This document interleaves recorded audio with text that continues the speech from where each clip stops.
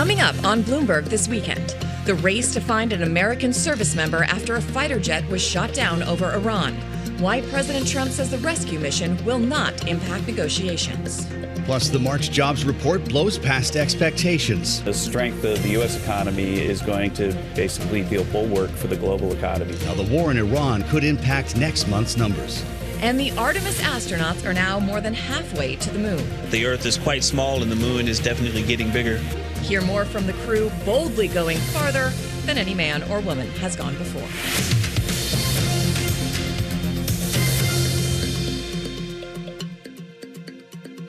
Welcome to Bloomberg This Weekend, coming at you from our global headquarters here in New York. I'm Christina Ruffini. I'm Joe Matthew. In for David Gura alongside Lisa Mateo. It is Saturday, April 4th, and we welcome our listeners and viewers from all over the world here on Bloomberg TV, radio, streaming at Bloomberg.com and on the Bloomberg Business app. Of course, we are here every Saturday and Sunday from 7 to 10 a.m. Even though the markets are closed, we're open for business, bringing you the headlines across all those platforms, everything you need to know, up-to-the-minute news, analysis, and maybe some fun if we can get it in. Joe, thank you so much for joining us today. To be here. Absolutely. I'm very excited. But first, we're going to go to Lisa for the headlines. We got it. And we have a new escalation of the conflict in the Middle East as Iran shoots down a U.S. fighter jet and a second U.S. plane crashes in the Gulf region. Now, the U.S. rescued one of the crew members of the F-15E fighter jet. A search and rescue operation underway for that second crew member. In a phone interview with NBC, President Donald Trump did not discuss the operation, but did say the events would not affect the ongoing negotiations with Iran. Now, a second combat jet, that's an A-10 Warthog attack plane, that crashed in the Persian Gulf on Friday. The New York Times says the lone pilot was safely rescued. Now, those developments had added to Iran's stepped-up attacks Friday as the Islamic Republic targeted energy sites in the region, hours after President Trump renewed threats against Iranian infrastructure. The United Arab Emirates' largest natural gas processing facility, it suspended operations after debris from a projectile interception sparked a fire, and a drone attack set ablaze an oil refinery in Kuwait. Well, some signs the labor market was stabilizing as the Iran war began. We had U.S. job growth. It rebounded with payrolls rising 178,000 in March, and the unemployment rate unexpectedly falling to 4.3%. Economists expect the war to have more of an impact on future jobs reports if the conflict continues. White House National Economic Council Director Kevin Hassett told Bloomberg TV he doesn't think companies will have to revise their annual forecast much. The main reason is that we're a much different economy than we were in the 1970s when we were so energy dependent. I do think that there, will be some negative repercussions that'll be very short-lived in the Asian economies, and we expect that disruption to be over really, really soon. And in other news, NASA has released the first images of Earth taken by the Artemis 2 astronauts. And the four-member crew, it launched to space Wednesday evening from the Kennedy Space Center in Florida. It'll take the crew about 4 days to travel to the lunar vicinity with plans for a flyby on the surface on Monday. Now, mission specialist Christina says she's enjoying the ride. One of the biggest surprises was how smooth riding those solids was. We all expected a really just dynamic ride, a lot of motion. We were prepared to potentially not being able to see telemetry, maybe even not being able to, touch switches, and it was very smooth. And that was Christina Cook. There you go. But the astronauts, they did not going to land on the moon. Joe and Christina, they said for a future crew, they're going to do that in 2028. So they're not going to land on the moon. They're going to fly around. This is so cool. It is very. I would always trust someone named Christina. Well, that's a good place to start if you're hurtling through space. I can relate with that right now here on Bloomberg This Weekend. I will try to land the ship as smoothly and efficiently as that far better educated and competent Christina. Although I did learn that all of the astronauts on that ship are older than me. So, hey, if this doesn't work out in like 4 years. Would you be that first journalist in space if they asked you? Or is that a hard no? No, I think I'd go. You would go. But I might be a little bit like my friend Gail, who has that meme where she's walking onto the SpaceX like this. Like, yeah. I would go, but my face would. How I'd feel about that.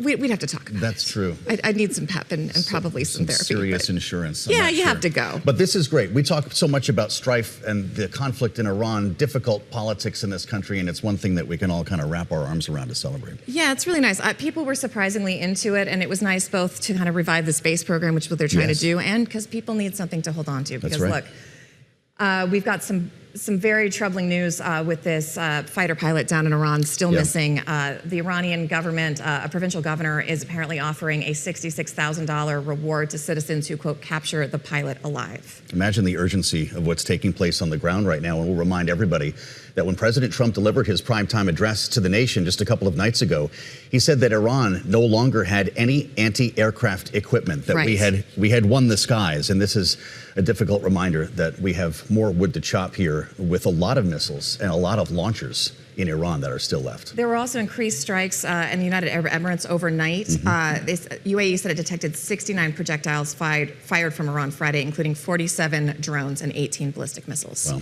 Well, we've got some great voices to talk to us about this. All right, we want to bring in Marc Caputo. He's Axios senior politics reporter. Ethan Bronner, he's Bloomberg News Israel bureau chief, and Brigadier General Marc Kimmitt, he's former Assistant Secretary of State for Political Military Affairs. Thank you all so much for joining us. Marc, first I want to start with you because President Trump spoke to NBC very briefly and said the situation with the downed pilot doesn't alter negotiations with Iran or the trajectory of this war. What's your take on that? Well, he's saying what he feels he has to, but we have no evidence as to what's going to happen if the pilot is killed, or the crew member, I should say, if the crew member is held hostage, or if the crew member is rescued. Three very different scenarios that can affect very differently how Iran deals with the United States, and therefore how the United States deals with Iran. You know, Trump has benefited from these reporter calls where he kind of says nothing or sort of delivers the same message he says on Truth Social, and there's not much pushback. And so here he's sort of being given that advantage. But the reality is this, is that the White House yesterday was expecting that it was Good Friday. People were going to be in and out of the office pretty quickly, and they'd be out by mid-morning. And instead, what wound up happening was this. And there was an all-day meetings in the White House, in the Situation Room. President was, and rightfully so, very concerned.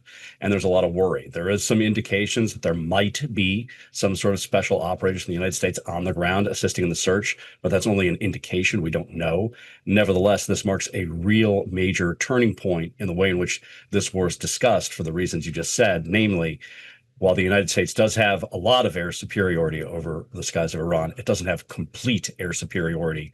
And in this case, thinking that the United States did helped lead to this pilot being shot down. General Kimmitt, we'd love to hear from you on both ends of this search. First, the actual search and rescue operation that's underway right now, whether it includes boots on the ground or the C-130s and helicopters that we saw video of over the weekend, but also what is this pilot going through? These are, of course, very well-trained men and women for an instance like this. Talk to us about the SEER training that they are putting into place now. Let's first talk about the SEER training. That's a very, very specialized course given to pilots and, in some cases, other special operations forces. They go through a couple of weeks of this exact type of scenario. You're on the ground, your plane has crashed, you're possibly injured, you have nothing more than what you're carrying on yourself and some communications. The first and most important thing is to, as they say, learn to live like a bunny. In other words, imagine you're a small, fragile, quiet little bunny. You just don't try to be brave. Try to hide, try to find the right time to contact your rescue team. But first and foremost, get yourself in a place where you can't be found, and don't attract anything other than those aircraft that are coming to save you. And General, when they eject, they don't eject together. They're on two different parachutes. What is the protocol? Are they supposed to find each other? Does it depend on the situation? I know the big impetus is survive. What do? Do you look for your other guy, or do you run and hide, or does it just depend? Yeah, it just depends, as you say. I mean, for example, if you've seen the other parachute go down and it's near where you are, you might want to try to link up. But typically, your first focus is on yourself. You don't do anything to expose yourself. You may get over to your buddy to make sure that he or she is not injured, but it's got to be an independent action that the individuals are taking, because more people just attract more. Yeah. Ethan Bronner, we know that Tehran is offering a reward, as Christine mentioned, $66,000 to citizens who capture the pilot alive. To what extent might this American pilot run into friendly people on the ground? Well, I wish I could really answer that with any authority. Look, I mean, the Mossad has been offering vast rewards in Iran too for a long time now, and some of them are getting answered. I don't really know if the $66,000 is going to do it. I think that this is a battle that isn't really fundamentally about money. It is about two cultures at war with each other, and of course, within Iran, there's a culture war as well. So I don't know. I mean, I think I would say that also in the history of wars, one downed crew member is not a huge tragedy, but it's just for us. We don't really consider this to be a necessary war, most Americans, and therefore everything that happens seems like it's going to knock the thing off over the edge, right? And also, maybe I don't. What is in southwestern Iran? I mean, it's pretty rural. The provincial governor is one of the people who's called for this bounty. What's out there? Who's out there? And where could the dangers be? I mean, I don't have any greater granular knowledge than you do of what's in southwestern Iran. I'm sorry. No, I'm sorry to put you on the spot. It's just interesting to me because we've seen some of these other pilots. There was another aircraft that went down as well, and the pilot was able to punch out and get to, I think, Kuwait. And so I'm assuming they're close to the water there, but I don't know what the infrastructure is or even where these pilots would be trying to go. In southwest Iran it is, right? Yeah. We've barely talked about the A-10 Warthog because there is not a search and rescue operation underway. But Marc, this is a pretty big deal, too. We just added a number of these aircraft to the region to help with strafing runs along the strait and be ready for whatever the president might be asking for. Do we have any information on what caused this plane to go down? No, we don't. One of the things that a lot of people point out, which, as the general there can talk about more than I can, is the A-10 Warthog is a very old plane. I mean, my father was in the Vietnam War, and they were in service at that time. And there have been moves by the Air Force periodically to get rid of it, but it's sort of an iconic airplane in part because it flies slow enough and fires so many rounds that it has a lot of advantage. But nevertheless, whether it's mechanical or whether it was brought down by enemy fire, I'm not quite sure. But we shouldn't rule out the mechanical reasons for the reasons stated, that is that these are very old airplanes. General, to that point, I was asking some military folks about that yesterday. I was asking, why we're still using the F-15, why we're still using the A-10. Yeah. Maybe you can explain it a little bit, but I was told that the F-15, has almost a perfect airframe. And there was actually an incident where one of the wings was shot off and the plane could still land. Is it because these planes are just workhorses, they're around, and they do get the job done? Why are we still using these, and what are they really good at? Well, first of all, I think you're referring to the A-10, not to the F-15. The F-15 is a high-performance aircraft, flies high, flies fast, drops precision munitions. The A-10 came into use in the 80s. It's a tank killer, has 30-millimeter gun on it, which has depleted uranium rounds on it, and it was built to stop the Soviet assault into Western Europe. It is essentially a plane built around a gun. And as you said, it is so sturdy, you can blow a wing off and still land it. Very slow, very vulnerable, but the pilot actually sits in a titanium bathtub because he is expecting, or she is expecting, to get hit by ground fire. That 30-millimeter gun is about the size of a Volkswagen Bug inside the front of that airplane. It's pretty remarkable. Ethan, I'd like to ask you about Iran's offensive capabilities beyond what we saw in the shooting down of this airplane. Iran is launching about 20 missiles a day at Israel, firing one or two at a time. How long can it continue this cadence?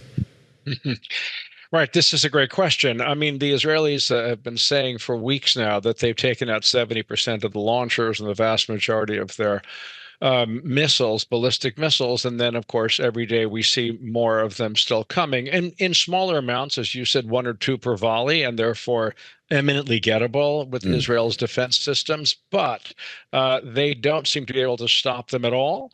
And there's a growing sense that they're able to repair them more quickly than has been alleged. And as we know, of course, President Trump one day says one thing and one day another thing, and it's very difficult for us to know exactly. It's an enormous country, 90 million people, and the idea that somehow we are able to know exactly what's going on across the entire region and all the launchers, it seems unlikely. And this is a country that's been at war on and off, plenty, and is clearly ready to suffer while it takes down in that asymmetrical way against a bunch of a Western country that really isn't entirely sure why it's there. And speaking of that flip-flopping, Marc, we have some sound from the president over about how the objectives of this war and what we've heard from the administration, the messaging has changed throughout the conflict. We're going to play that for you. We're going to hit them extremely hard over the next 2 to 3 weeks. We're going to bring them back to the Stone Ages where they belong. In the meantime, discussions are ongoing. Regime change was not our goal. We never said regime change, but regime change has occurred because of all of their original leaders' death. They're all dead. The new group is less radical and much more reasonable. All right, it's not regime change, but we got regime change. The new group is less radical, which I think is a source of quite vigorous debate on that. Yeah. And we're also hearing this familiar 2-week time frame. We were saying earlier, it's almost like when the airlines tell you, oh, 20 more minutes, 20 more minutes. The White House just keeps saying, oh, 2 more weeks, 2 more weeks. What's your take on all this and how the messaging is impacting operations and how people feel about this conflict? Well, colleague Barack Ravid and myself in Axios, we had written about the complications of kind of understanding what the actual signal versus the noise is coming from the president, because he says lots of things. Some of them are contradictory to his opponents and his critics. And this is just sort of madness to his supporters and people in the White House. This is part of a strategic genius, keeping things ambiguous and keeping everyone off balance. But I think it helps to go back to the original February 28th announcement with the beginning of the war that Trump had made. He laid out 4 goals that the U.S. military would accomplish, which is destroying the nuclear, missile, and naval and terrorist proxy funding capabilities of Iran. He then added another one saying that he hoped essentially that the people of Iran rose up and shook off the regime. So while he didn't say we are going to do regime change, he made it clear that the United States would like the Iranian people to do that. Now, contrast that with the clip you just played, which is the president of the United States is saying that we're going to bomb them back to the Stone Age. And that's a little different from sort of suggesting that we want to help liberate the people of Iran. Originally, we want to help liberate them from oppression. And now we're possibly going to plunge them into darkness and destroy all their infrastructure and their electricity. Now, it's not that quite clear and simple, but it is heard that way. And that speech caused the markets to plunge, which is a nightmare scenario for the president. That's something he didn't want to have happen. We'll be watching the markets, of course, when they reopen after this long weekend. And big thanks to our panel getting things started here. Marc Caputo, great to have you. Ethan Bronner and retired General Marc Kimmitt, just part of our conversation today on Bloomberg This Weekend. Thank you all so much. All right, the March job report was blowing past expectations. Does that change the thinking for the Fed's next decision on interest rates? That is straight ahead on Bloomberg This Weekend. Stick with us.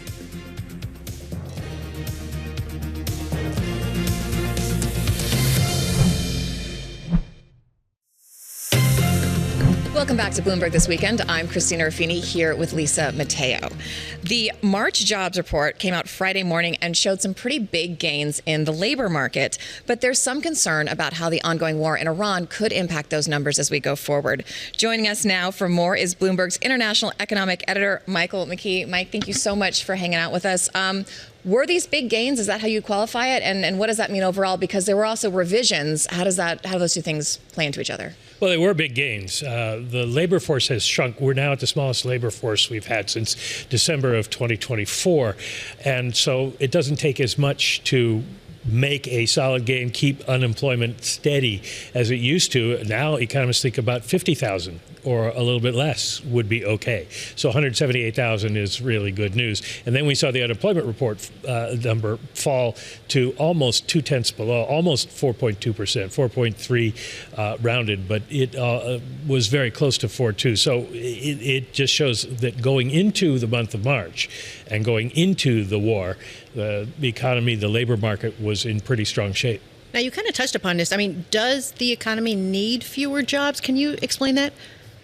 Well, it's just simply math. The denominator is smaller because the labor force is smaller. So the number of people who are out of work, who are actually looking for work, if there are not more people coming into the labor market, then the labor market's smaller, and that can be good news for the unemployment report, as we saw. Overall, long term, it's not good news because it's part of what creates the potential growth in the United States, this growing labor force along with growing productivity. So if the labor force isn't growing, that's a problem.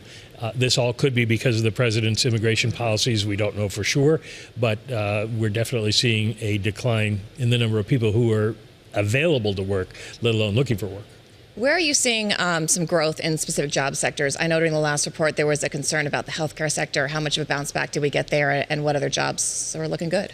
Well, we got a big bounce back in healthcare, 89,000. And one of the problems with the February report with healthcare is that 31,000 nurses were on strike out in California, and they went back to work. So you add that back in. And basically what we saw is the categories where jobs were being created are still creating the jobs, which is healthcare for the most part, leisure and hospitality.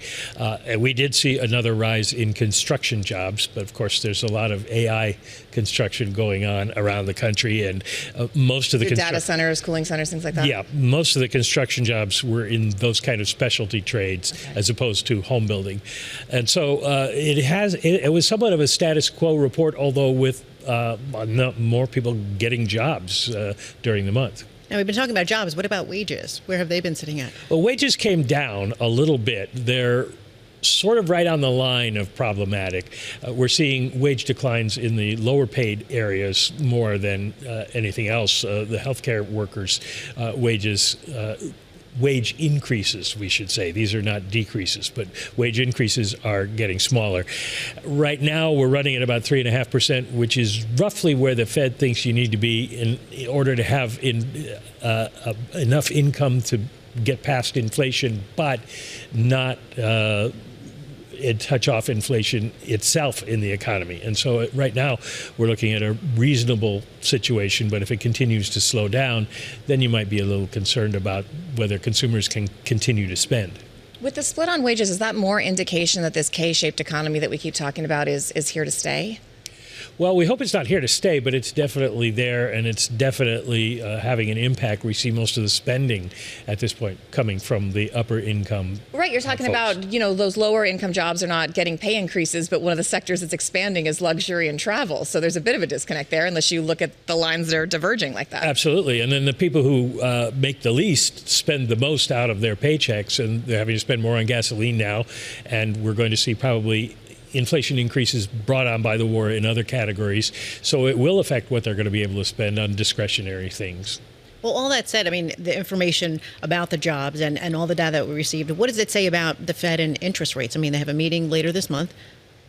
Yeah, the Fed is going to do nothing. Okay, great. We love that. That's really fun to report on. Yes, I've sort of killed the whole idea of everybody tuning in to us, but exciting things will be happening. Please turn on Bloomberg. Mike will be on it. There will be great graphics. It's going to be excellent. I can sell it because it's Jay Powell's last meeting. Well, that's as chair. That is everybody's going to want to see what he has to say. But basically, they don't know what's going to happen with inflation. They assume it's going to go up, and it's not a situation where you can be cutting rates when inflation is rising rapidly. They know it's short term, they hope, but the economy being strong enough, they don't need to cut rates, so they will sit back and just watch for the time being. We also have, the report, as you mentioned, only covers part of the period of the war, and Kevin Hassett at the White House had some things to say about that on Bloomberg Surveillance yesterday about the disruption in global oil supply. There are starting to be some supply disruptions in the East and so on, but the U.S. is standing ready to export more to these countries, more refined product, more crude, and also we've taken a number of steps to minimize the disruptions here in the U.S., doing things like waiving the Jones Act so that we could get U.S. gas and finished product over to the West Coast. And so I think that in the end, the strength of the U.S. economy is going to be something that's kind of like a safety net for Asia. I mean, stocks finished higher this week despite these disruptions. But at some point, if this continues, to Kevin Hassett's point and the president's point, the U.S. may be virtually energy independent, but that's not the case for other places, especially Asia, and the downstream effects of high oil and petroleum costs are going to hit the economy at some point, right? And we do a lot of trade with Asia, and we've got to pay to get the goods from Asia here that we import. So yes, we're going to feel it. Asians are going to feel it worse because they don't have their own energy supplies. But we really can't ramp up a lot of sales from the U.S. to Asia. That's what I was going to ask you. There are no tankers out there for rent. They've all been leased by the majors, and they're sending oil to Asia. They're actually diverting oil away from Europe to send to Asia because the Asians will pay up for it. But there isn't much more capacity to do that. And oil is a globally traded commodity. You've heard this from every guest you've asked about it. So the price that we face for U.S. oil is roughly the same as the rest of the world. And so gasoline prices are going to go up. And it's all going to be a question of how long this lasts, which everybody else has said it as well. But the longer it lasts, it becomes exponentially worse because it takes months to get, or at least a month, to get oil from the Middle East to wherever it's going via tanker. So if the war ended after the end of this show, it would still be a month until... It's not going to start back up tomorrow. It would be a month until we started to get oil coming in from those tankers. And now the tankers that were afloat and coming, they're done. So there's going to be this big gap where we have to wait. So it does seem like it's going to last longer than the markets are maybe pricing in at this point. And when you talk to people in the oil industry, they all think that the folks in the equity markets are not pricing this correctly at this point, that it's going to be worse because it's going to last longer than people think. I think Kevin Hassett, sorry, go ahead. He did, yeah. He talked about it. He said it was a temporary disruption. So I want you to take a listen. Futures markets agree with President Trump that this is going to be a temporary disruption, and then the strength of the U.S. economy is going to basically be a bulwark for the global economy. And so I would suggest I keep a close eye on the futures markets. Forecasting these things is very difficult, but the futures markets have, basically prices going back towards normal over the summer. So is he right in that analysis? Well, he's probably right, given the idea that we might see this war end. Right. If it does end, hopefully then at some point, prices will come down. But come down to where? That's the issue. When the war started, West Texas Intermediate, the U.S. benchmark was around $60. And when you're talking about the oil market curve that Kevin was talking about, the contract we're on now, the May contract, has oil, it closed Friday at about 110. And for June, at the moment, it's 99, and then goes down in July to 97. You get into the 70s by the end of the year, and so you're still paying a higher price than you were, and it's still going to be noticeable to people when they go to the gas pumps. It's still going to be well over $3, if not $4 anymore. It's the only time I've been glad I gave up my car when I moved to New York. Before we let you go, I want to go back to something you touched on, because it's been my question all week, and that's how that the markets do not seem to really be reflecting maybe not the reality of some of these situations. They seem indefatigably optimistic. Is that possibly to their own detriment? They seem to be spiking on any positive thread they get from the president, any sign of hope that this conflict is ending. What is driving that? It is kind of bizarre, and there's a lot of debate about what's actually driving that. Sometimes it's the idea that the MAGA people out there trade on the president's optimistic comments. That sends stocks up, and then the momentum traders have to get in and follow that up, and it just creates its own market, its own circular sort of market.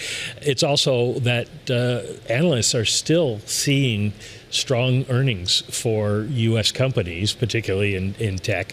And so there's a reason to believe, Kevin was not wrong about the U.S. economy being stronger than the rest of the world. So there's reason to believe that this can continue for a while. The issue is going to be if the war goes on and prices go up and it starts to create some demand destruction, people start pulling back on spending, then we'll see earnings guesses go down, and we'll see more of a problem for the stock market.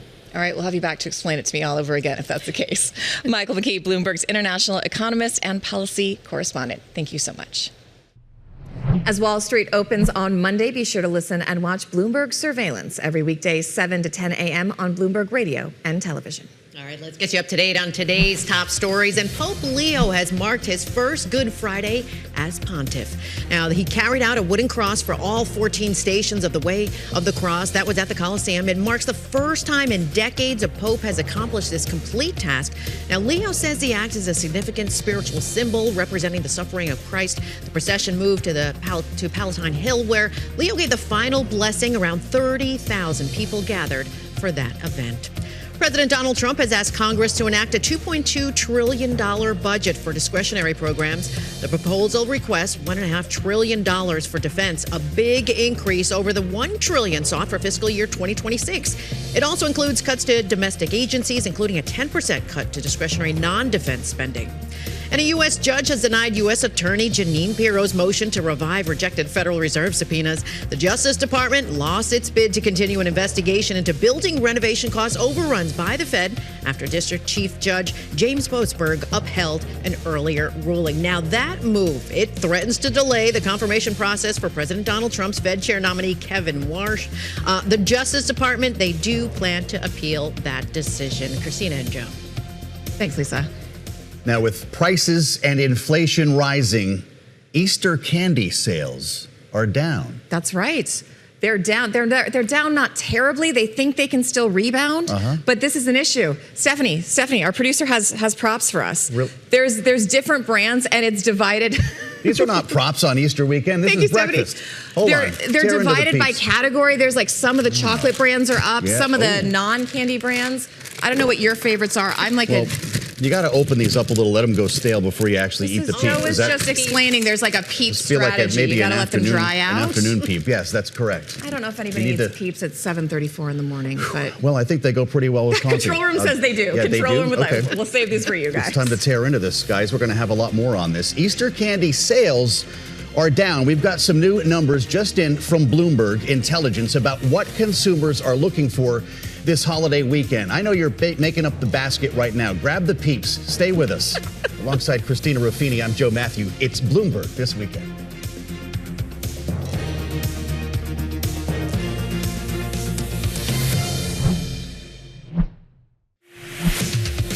Thank you for joining us live on Bloomberg This Weekend. I'm Lisa Mateo. Let's get you up to date with some of the top stories. And Elon Musk, he has a demand for Wall Street firms that are looking for a piece of SpaceX's IPO. The New York Times says Musk is requiring banks, law firms, auditors, and other advisors to purchase subscriptions to his AI chatbot, Grok, if they want in on one of the largest initial public offerings in history. The IPO expected to raise more than $50 billion at a valuation above $1 trillion, which means the banks, well, they could generate fees in excess of $500 million for advising on the deal. United Airlines travelers, they'll have new fare options in premium cabins. The carrier, they're introducing a new tiered fare structure with 3 options for its Polaris and Premium Plus customers on long-haul international, also those transcontinental U.S. and select Hawaii flights. So the new base tier, well, it offers the lowest price point but fewer benefits. That includes no Polaris lounge access or upgrade eligibility. Standard fares, they include the perks, but also flexible tickets. They add the ability that you can receive a full refund upon request. Over to sports now. The women's NCAA title game set after South Carolina beat UConn 62-48. They'll take on UCLA, who topped Texas 51-44. The championship game set for tomorrow night. And in men's action tonight, we have UConn taking on Illinois, Michigan battling Arizona. The national championship is set for Monday. Christina, over to you. This year's Easter baskets might be missing some go-to sweets as consumers pull back from some of those items due to higher prices and economic pressures. A new report from Bloomberg Intelligence finds Easter candy sales are down 5% so far this year. Equity research analyst Diana Rosero-Pena joins us now. Thank you for coming in. I don't know if this is sad news or good news that Easter candy sales are down, but where are you noticing that most? Well, it's pretty much on chocolate. People see. I know it's one of the biggest share compared to non-candy, non-chocolate. So obviously the hit is mostly on them, and it's mostly on volumes. People are pushing back on price increases that have been happening for the past 18 months, and they're being strategic about their spending. Is it because chocolate is getting more expensive faster than some of the other items? It's one of the few candies I let my goodness, the few candies I have myself. And I noticed, I bought it yesterday and I said to the woman, this is like $9. And she's like, yeah, it's getting really expensive even for us to buy. Yes, exactly. I mean, it's because of cocoa prices have been very high. So chocolatiers have had to pass through those price increases. But obviously the demand seems to be a little bit on the weaker side because of it. So we project that, throughout the season, Easter candy sales they're going to probably fall about 5%.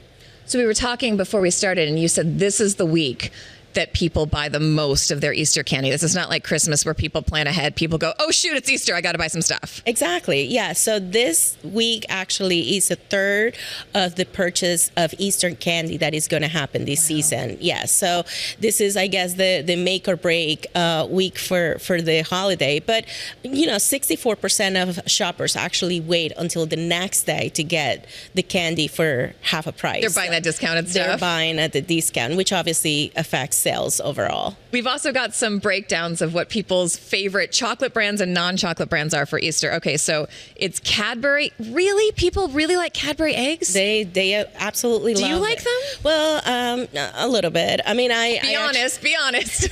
So it's funny because I actually brought some, Cadbury eggs for the associates here in the department, and those were the first ones to Really? Yes. So apparently they're very famous. All right, America. I mean, not my favorite, but to each his own. Next is Reese's, Hershey, Dove, M&M's, Ghirardelli, which is like, I think, kind of fancy chocolate. Oh, and Kinder Eggs.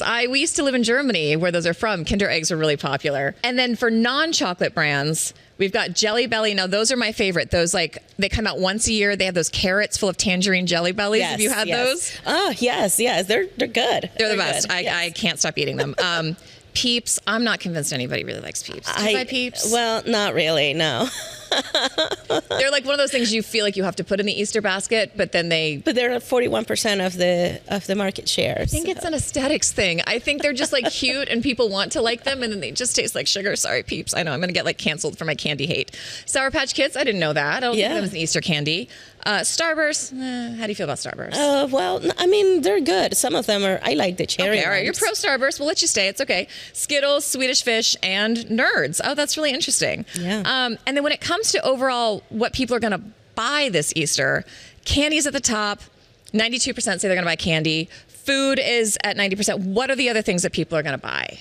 So they're actually going to buy greeting cards and decorations. So those are nice. Yes, they want to be on a festive mode, and like I said on the note, is 90% of people are going to celebrate Easter. So it's a significant holiday for. But you say flowers are only 46%. So I know. People are not buying flowers. Don't you have to give grandma flowers at Easter? Well, I guess it's because they die soon enough. So. And they're expensive. I mean, flowers are also one of the things that I've noticed have really gone up. All right. I was reading through this essay of yours here, and it also says that it's not just kids getting to enjoy Easter baskets. A Ferrero survey, I'm assuming that's Ferrero Rocher, again, fancy chocolates, found that 66% of respondents think adults deserve an Easter basket as much as kids. 28% buy Easter candy specifically for themselves, guilty as charged. And 64%, as you already mentioned, plan to buy candy on sale the day after Easter. I mean, adulthood is hard. Kids have it easy. Don't we deserve an Easter basket? That's what 66% of people are saying, and I agree. You have to celebrate as much as possible, bring some joy to your life. But and this, going back to the sales forecast, is actually it is a tailwind for sales because there's obviously more demand for the candy. But again, a lot of them are waiting for the next day to get it in promotions. And even right now, if you walk the aisles, which I tend to do when I visit a grocery store, I don't know how sad that makes me, but I don't think that makes you sad at all. We're looking for sales. We're looking for good things. Well, and I also, I channel check. So that is, I noticed that, there's more promotions for the Easter candy. So, there seems to be a lot of eagerness to move inventory, and that is obviously going to be the headwind for this season. So when you look at the industry as a whole, I mean, sales are down. Are they down a concerning amount? Is this really a problem? Do you think it's a bellwether for the industry, or? I would say actually, basically our base case scenario calls for a 5%, drop. But if people pull back more than what they used to, what they normally do, we're probably going to see a 9% decrease in Easter candy sales, and that is significant. That's pretty significant. Yeah, that is pretty significant. I would imagine there are other holidays. Is Christmas as big? I mean, I guess Halloween is like the big candy sale time. Halloween is the biggest one. So will we have to wait until then to see if they can rebound from this? Well, I mean, Easter will be, I would call it the bellwether for the, at least the summer months, and how, the industry will behave in terms of candy sales as overall. But yeah, this is a significant, holiday for the season. It's about 10% of candy sales for the U.S. So I'll tell you what, we'll help the industry out. I'll get you an Easter basket, and you can get me an Easter basket. Sounds good. And we'll be participating. I agree. For the good of the economy. Yes, exactly. We have to do it for the economy. Diana, thank you so much for coming in. We really appreciate it. And of course, you could read more of this awesome analysis on the terminal and Bloomberg.com. I have jelly beans. Wow. Do you want jelly beans? Yeah. Well, Jelly Bellies, you said, were among your favorites, yeah, right? Yeah, but I'll settle for a Starburst jelly bean. That's great. But the Peeps. People are being a little weird about the Peeps. It's like it's the candy corn of Easter. Yes, that is a good analysis. They get no respect, but they're mandatory. Right? I feel like that's how people feel about me. Lisa, you were just saying, how old are your kids, and you got them Easter baskets? Mine are 18 and 23, and I still get them Easter baskets. What a great mom. Do you hide the different. Basket, or do they wake up in the basket? No, they wake up, it's there, Really? but it's like beauty products, shave kits, tattoo cream, all that kind of stuff. Oh my God, I love that. That's what it's transitioned to at this age. Did you get a basket growing up? Was that a thing? I you have did, to hunt and for then it? my parents, we were from Colorado. They moved to the East Coast a little while ago. This is the first Easter I'm missing in a while, but I'm happy to spend it with you. But for the Easter egg hunts, they started hiding mini bottles in the Easter eggs. It's a very adult Easter egg hunt now. So there's different. Some have vodka, some have bourbon, some have cash. Excellent. Great. Eating candy while you're on the air is not always the smartest thing to do. I know, but I think our audience will forgive us. Yeah. Okay, coming up. Do you guys remember Napster? Yes. From the early internet days? Yep, well, yep. It's back and Back doing to a the lot future. more than just music. Our conversation with the company's CEO is coming up next. And of course, you can explore live streaming news and interviews, all our Bloomberg TV shows, documentaries, reporter analysis, and more, all in one place. What is that place? It is Bloomberg.com/videos. We'll be right back.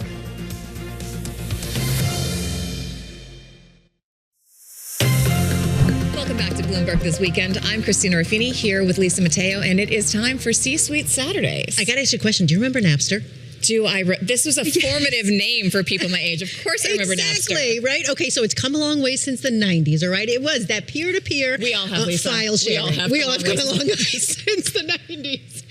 But it kind of digitized, the whole music industry. It was this really trendsetter, and now it's transformed. It's gone from going all that, and now it's living in this new form, diving headfirst into artificial intelligence, okay? And not just music. It's gone way beyond that. But here to tell more about it is John Acunto. He is the CEO of this new Napster. He's ready to tell us all about it.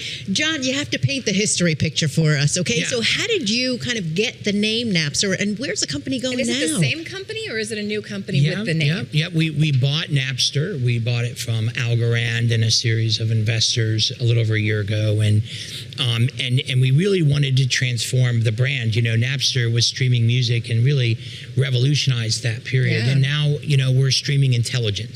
And so we really felt like we have a product that can revolutionize that, or at least start asking a lot of the questions that should be asked right now. All right, so what does that mean, streaming intelligence? I know you still have a music aspect of the business, but talk us through what main things you're trying to do. We really want to connect our customers, audiences, and folks directly to a human form of AI. AI really is about intelligence. And so to have a conversation with AI, we think is super important. So we've created a product where you can do that. And is the goal to make it more palatable? Is the goal to make an AI interface for humans that feels more human? That's right. And I think that, right now AI is very much in this prompt phase. You kind of type something in and then read, and type in and then read, and it's so much more powerful when you can have a conversation. And I think the learning is easier as well in a conversation, which AI is a great tool for learning. It's not just a tool that answers things, it helps us sort of become smarter. So give us some use cases. What are some examples you can give us about how this is being used? Well, I mean, we've created hardware products, not just software. So we've created a Napster station, which is this very powerful tool that allows for you to go into a retail store and talk to this digital agent, and that same agent can live in an immersive website where you can talk to them on the website.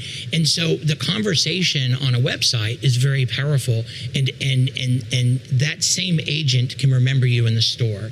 So sort of think about it as there are three very, very important factors that AI brings to the web that disrupts it. The first is the ability to qualify a customer.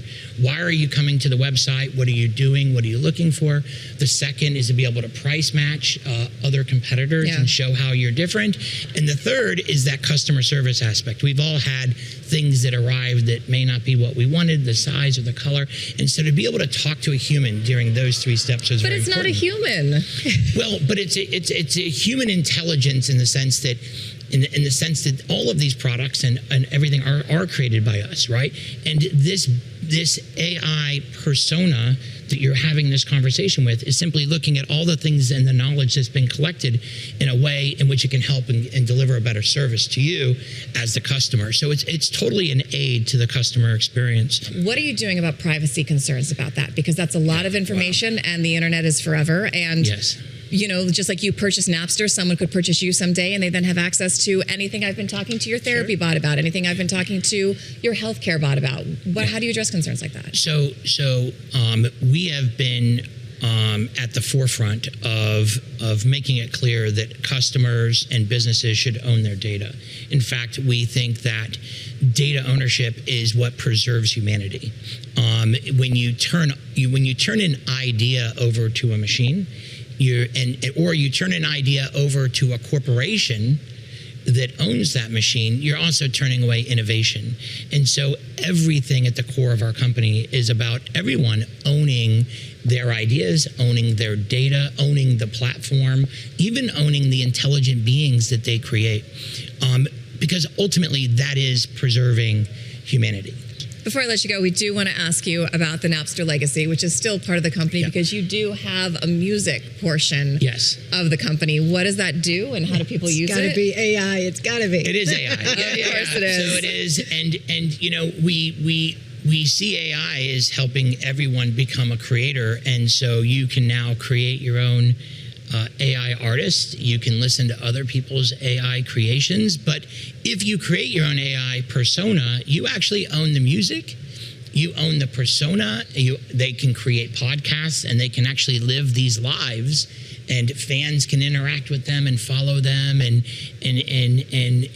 really engage with these AI personas in a very unique way. But you, as the creator, again, idea, innovation, you own all of that. 100% of the revenues, 100% of all of that, because it's your creation. And so, we believe that music model shift is something that's super important. It doesn't take away from people creating music or the love of music, but we think that there's this new model that needs to be done, and we think Napster is the right one to do it. All right. All right. Thank you very much, John Acunto. Great. Thank you. Thanks so much for being with us. I don't know if having a vision of the AI robot I'm talking to instead of a human when I need something is going to make me less angry that I'm talking to an AI robot. Fair. What do you guys think? What do people think of the Napster brand anymore? How old do you have to be to remember that? I know. I never used it, though. I got to be honest with you. It was out. I never used it. But it's just, like you said, talking to an animated person. Is that what you want to do? I don't know. So I guess just put AI on it. If you need to catch up with the times, that's how you reinvent yourself. I think so, too. All right. We're coming up on 8 a.m. in New York, and ahead, how the energy crunch in the Middle East is putting pressure on one critical commodity.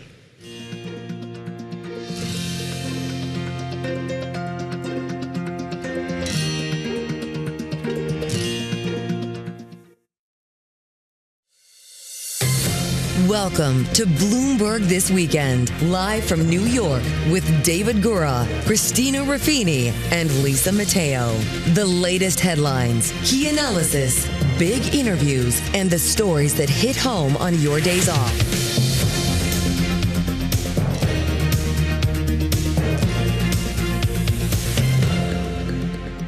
Welcome back to Bloomberg This Weekend. It is 8 a.m. at Bloomberg's world headquarters here in New York. I'm Christina Ruffini here with Joe Matthew, who's in today for David Gura, and we've got a lot of news to get to. Of course, we are still talking about Iran, which is leading everything, and that missing American airman whose plane was shot down. They've recovered one of that flight crew, but one man is still missing this morning. It's been a very busy and newsy holy weekend, and we thank you for being with us on this Saturday before Easter. It's great to be with you, Christina and Lisa Mateo. Some of the news has been challenging, though, and we're reminded, following the president's primetime address just days ago, that there are still major challenges in the war with Iran. All right, let's start with Lisa with our headlines. All right, and I'm going to pick it up where you left off. The U.S. does continue that search for that downed airman, and this is as Iran continues to strike in the Gulf states. Now, the crew member they're looking for, it was from an F-15E fighter jet. It was shot down by Iran on Friday. Iranian media said Tehran offered a reward of about $66,000 to citizens who capture the pilot alive. A second crew member was rescued.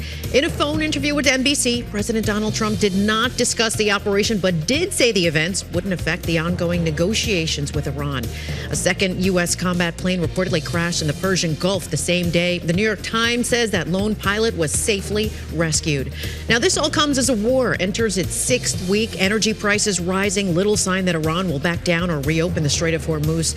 Today, a U.S.-Israeli strike targeting the perimeter of Iran's Bushehr nuclear power plant. It left one security staff member dead. That's according to Iran semi-official Tasnim news agency. Meanwhile, Iran continues to fire missiles and drones at Arab Gulf states and Israel. Well, some signs the labor market was stabilizing as the Iran war began. U.S. job growth had rebounded with payrolls rising 178,000 in March and the unemployment rate unexpectedly falling to 4.3%. So what does this mean for interest rates? Well, Bloomberg opinion contributor and former New York Fed President Bill Dudley tells Bloomberg Surveillance that with the current uncertainty, it's best for the Fed to do nothing. The Fed is back where they were, a year ago, where they were worried about both sides of their mandate. And then as we went through 2025, they became less worried about inflation and they became less worried about growth. But now I think they're now worried about both. And so I think in the current environment, they're just going to sit on their hands for quite some time. Well, in other news, NASA has released the first images of Earth taken by the Artemis 2 astronauts. The 4-member crew had launched to space Wednesday evening from the Kennedy Space Center in Florida. It'll take the crew about 4 days to travel to the lunar vicinity with plans for a flyby of the surface on Monday. Commander Reed Weitzman described what they saw as the sun was setting behind the Earth. And I don't know what we all expected to see in that moment, but you could see the entire globe from pole to pole. You could see Africa, Europe, and if you looked really close, you could see the northern lights. It was the most spectacular moment, and it paused all 4 of us in our tracks. Now, the cool thing about this, Joe and Christina, is that they could break the record for the farthest that any human has traveled in space since then. So that's really cool. And that's because they kind of looped around the worlds and then they did figure 8, so it's just like a mileage. So it takes long, yes. It's a good longer trick. Journey. That's a good trick to get that title. I like that. Not sure how I'd feel around the dark side of the moon. That's going to be quite an experience for them. Do you think they're going to play the dark side of the moon while they're on the dark side of the moon? I feel like I would try to do that, yes. I think you would try to do that. But what can I say? All right. We have a lot of serious stuff to deal with here, do. even as the astronauts make their way closer to the moon. We have some tough stuff to talk about here on Earth. Before we go to our reporters to bring them up to date, a couple headlines I'm seeing this morning. The New York Times, citing U.S. intelligence reports, is saying Iranian personnel have been digging out underground missile bunkers and silos struck by American and Israeli bombs and returning them to operation almost hours after the attacks. And that kind of pushbacks what we're hearing from the president in his speech, where he said, Iran's capacity, their military has been obliterated, but as we're seeing, they're still taking down U.S. planes, and so it's not completely obliterated as of yet. The line from the president as he spoke to the nation on Thursday evening: Iran has no anti-aircraft equipment. As a point of fact, CNN reporting now that Iran, in fact, retains half of its missile launchers, Christina, which is a far cry from the picture that the administration is painting. And of course, we find out about this downed F-15, and it makes us wonder what could come next. Helping us to that And is Bloomberg's Jamie Tarabay joining us right now, specializing in national security coverage from Washington. Jamie, it's great to see you. We'd like to start with the search and rescue operation that's underway now and the reminder that there's a lot of work left for the United States in this conflict. Are we learning that Iran has more capability than we thought days ago? I think that given that it has been 6 weeks now and we're still seeing maybe not the relentless bombing campaign that we saw at the outset, but the more, I guess, judicious use of their arsenal certainly makes, it sort of raises the question of what more do they have that we don't know about. I think right now, as you and Christina have been talking about, I think what we know now and like what comes next in terms of the search and rescue for this this service member is going to be really important. Whether this person is captured, what their fate is, whether they're used as leverage, whether, the sort of the risks that are inherent in whatever happens to this person. We have seen so many situations in the past where there have been where it's gone very, very badly. I'm thinking of, sort of like Black Hawk Down, for example, but also, outset of the invasion of the war in Iraq in 2003, where we saw, remember, Pilot Jessica Lynch when she was captured and taken in Austria. I think one of the things that we have to pay attention to, and Christine was asking about this, the sort of the terrain and where this pilot went down. It's mountainous, but it's also near military bases. So you kind of want to hope for the best, obviously, that this person is captured but treated well according to international conventions. But we really don't know at this point. And I think that that's going to be such a huge priority because that can really change the calculus, at least with the way it's landing with the American people, depending on what happens to this person.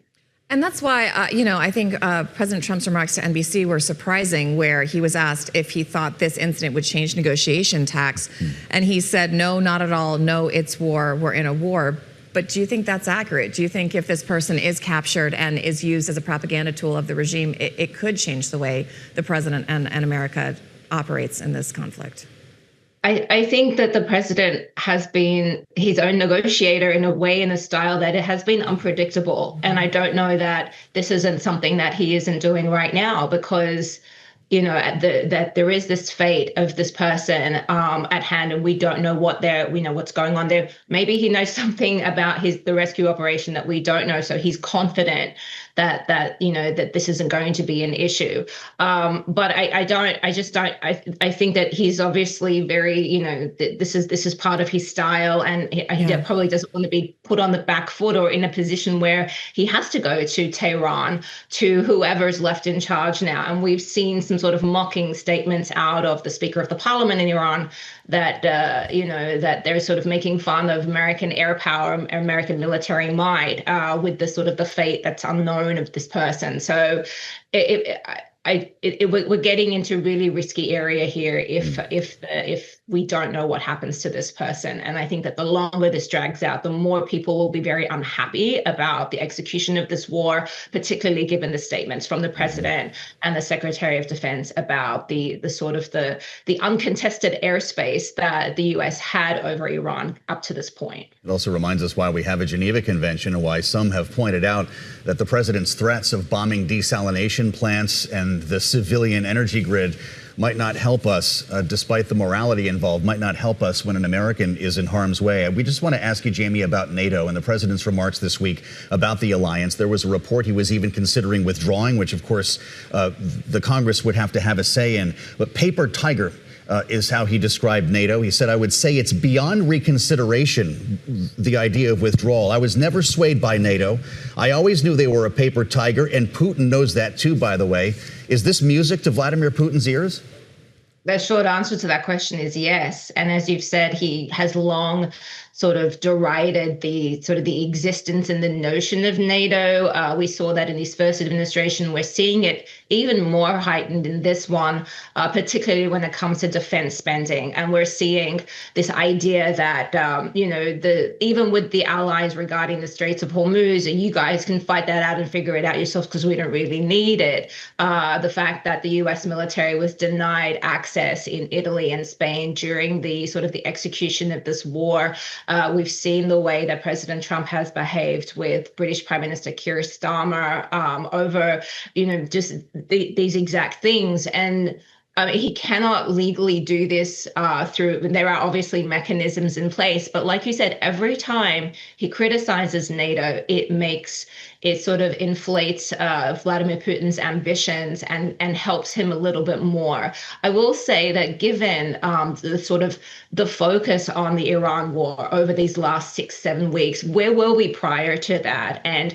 where was the focus with the military in this country? And just sort of seeing all the different places and the different bases and sort of deployment. And now that's all changing. And you have people like Vladimir Putin and Xi Jinping in China watching all of this and also rearranging their own calculuses about what their own ambitions are for their own particular region. So there's a lot that's very quickly changing right now. And it's just, this does not help. Marc Rutte, the NATO the head of NATO, will be in the country, will be in Washington, D.C. next week.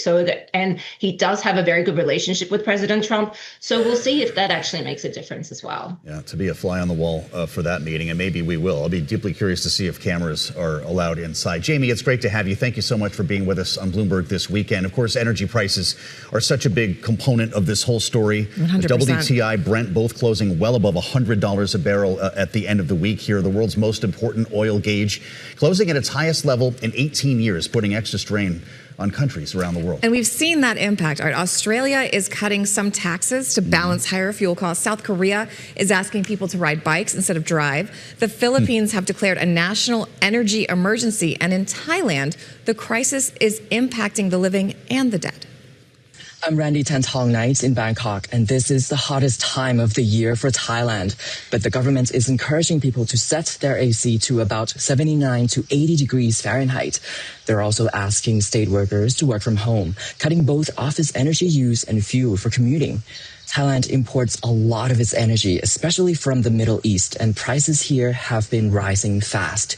Fuel shortages in some areas are even affecting Buddhist cremation ceremonies, a sacred ritual believed to help guide spirits to the afterlife. Temples are scrambling just to get enough diesel. Thank you to Randy for sending that in. We're going to have more dispatches from our bureaus all around the world as the story continues. Yeah, great project. That was great. Speaking of people we want to bring in Paul Wallace. He's Bloomberg's managing editor for Mideast and North Africa.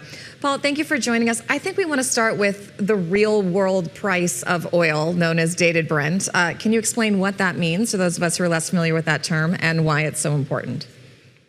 Yeah, so in the world of oil, you have what are often called paper barrels, futures that often don't involve physical oil being traded or handed over to the buyers, but you do have the physical barrels, the things that are actually traded. And dated Brent is probably the most important benchmark globally, and that shot up to over $140 a barrel at the end of last week's closing on Thursday. And I think that just goes to show how deep the shortages are now in the global petroleum market. It's not the first sort of physical oil benchmark we've seen soaring. If you look at Middle Eastern benchmarks, and for example, there's an Omani crude benchmark that very closely reflects actual physical trading,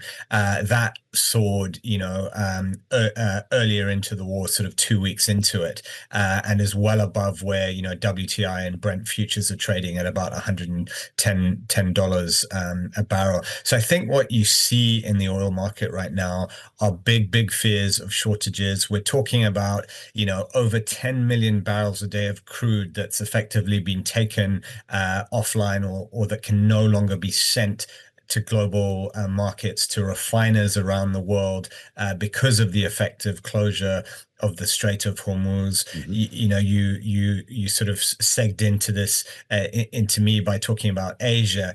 Asia has big problems because it buys the vast majority of the oil and the liquefied natural gas that comes out of Persian Gulf countries, Iran itself, but the likes of Saudi Arabia, the UAE, Qatar, when it comes to both oil and LNG. So I think, when you see Dated Brent go that high, that just shows you how worried people are. The commodities curve is extremely backwardated at the moment, which is a situation where the front end of the curve is much more expensive than the long end of the curve, and that's not necessarily a sign that people think this is going to be a short-lived phenomenon and that in 2, 3, 4 months we'll be back to normal. It's a sign of just how desperate really people, refiners around the world are to get their hands on cargoes of crude because of what's going on with Hormuz and the Iran war. Hey, Paul, I'm looking at research from Rapidan Energy, and Bob McNally, who talks to us pretty often on Bloomberg, always uses the line, it's all about the barrels. You mentioned 10 million barrels. He's pointing to fuzzy math on Hormuz flows and workarounds circulating in Washington and among many market participants that show a near full offset of lost barrels when it comes to Hormuz. He says 9 million, you point to 10. If that's the case, when do the actual physical shortages start showing up in Asia, Taiwan, for instance, that could impact everything from fab manufacturing and beyond, and of course our West Coast? The next couple of weeks could be critical. Exactly. I think already we're seeing signs of shortages in Asia and Africa. Countries like Kenya, for example, have been reporting them. And in Pakistan, you gave some examples. We had one of our journalists there talking about how cremations have been affected because of energy costs. If you look at countries like Pakistan, I think it was 2 weeks ago where Pakistan essentially told people that they shouldn't go and watch the main cricket league that is on right now to preserve energy and prevent people using gasoline and diesel to take taxis or cars or whatever to go and see matches. So I think that just shows the example already. And the longer Hormuz stays shut, the worse these will become. And you are getting a lot of traders, I don't know where, and analysts in the oil market, I don't know where Bob McNally himself stands on this, but you're getting more and more of them talking about $150 a barrel for oil, or even 200. 200 is not some kind of wild estimate anymore. It's what a lot of traders and analysts are saying is possible if Hormuz remains shut for, say, another month or two. All right, Paul Wallace joining us from a surprisingly sunny London from you there this morning. Thank you so much for taking the time. I lived there for a while. Sun is rare. They got to appreciate it when you get it. Take it while you got it. Absolutely. 100%. Just imagine where oil's going to be now with news of this jet and no plan to reopen the strait when trading resumes on Monday. It could be wild. And it's not just oil. The war in Iran is threatening the global helium supply and semiconductors as a result. That's straight ahead on Bloomberg this weekend.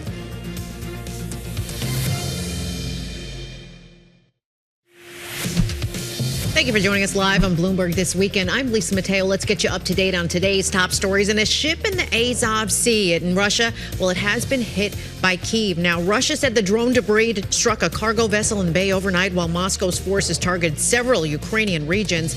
At least 5 people, they were killed, 19 injured after a Russian drone hit a busy market in a city in Ukraine's southern region. Now, that's according to the Office of the Prosecutor General. Well, President Trump has asked Congress to enact a $2.2 trillion budget for discretionary programs. The proposal requests $1.5 trillion for defense. Now, that's a big increase over the $1 trillion sought for fiscal year 2026. It also includes cuts to domestic agencies, including a 10% cut to discretionary non-defense spending. And the FBI has labeled a recent data breach a major incident and notified Congress about the cyber intrusion. The agency tells The Hill it targeted an FBI surveillance system and it, quote, quickly leveraged all technical capabilities to remediate that incident. Several news outlets reported that China-link hackers are suspected of being behind that breach. That breach, though, does not appear to be connected to the recent compromise of FBI Director Kash Patel's email. Christina and Joe. All right, Lisa, thank you. Thanks, Lisa.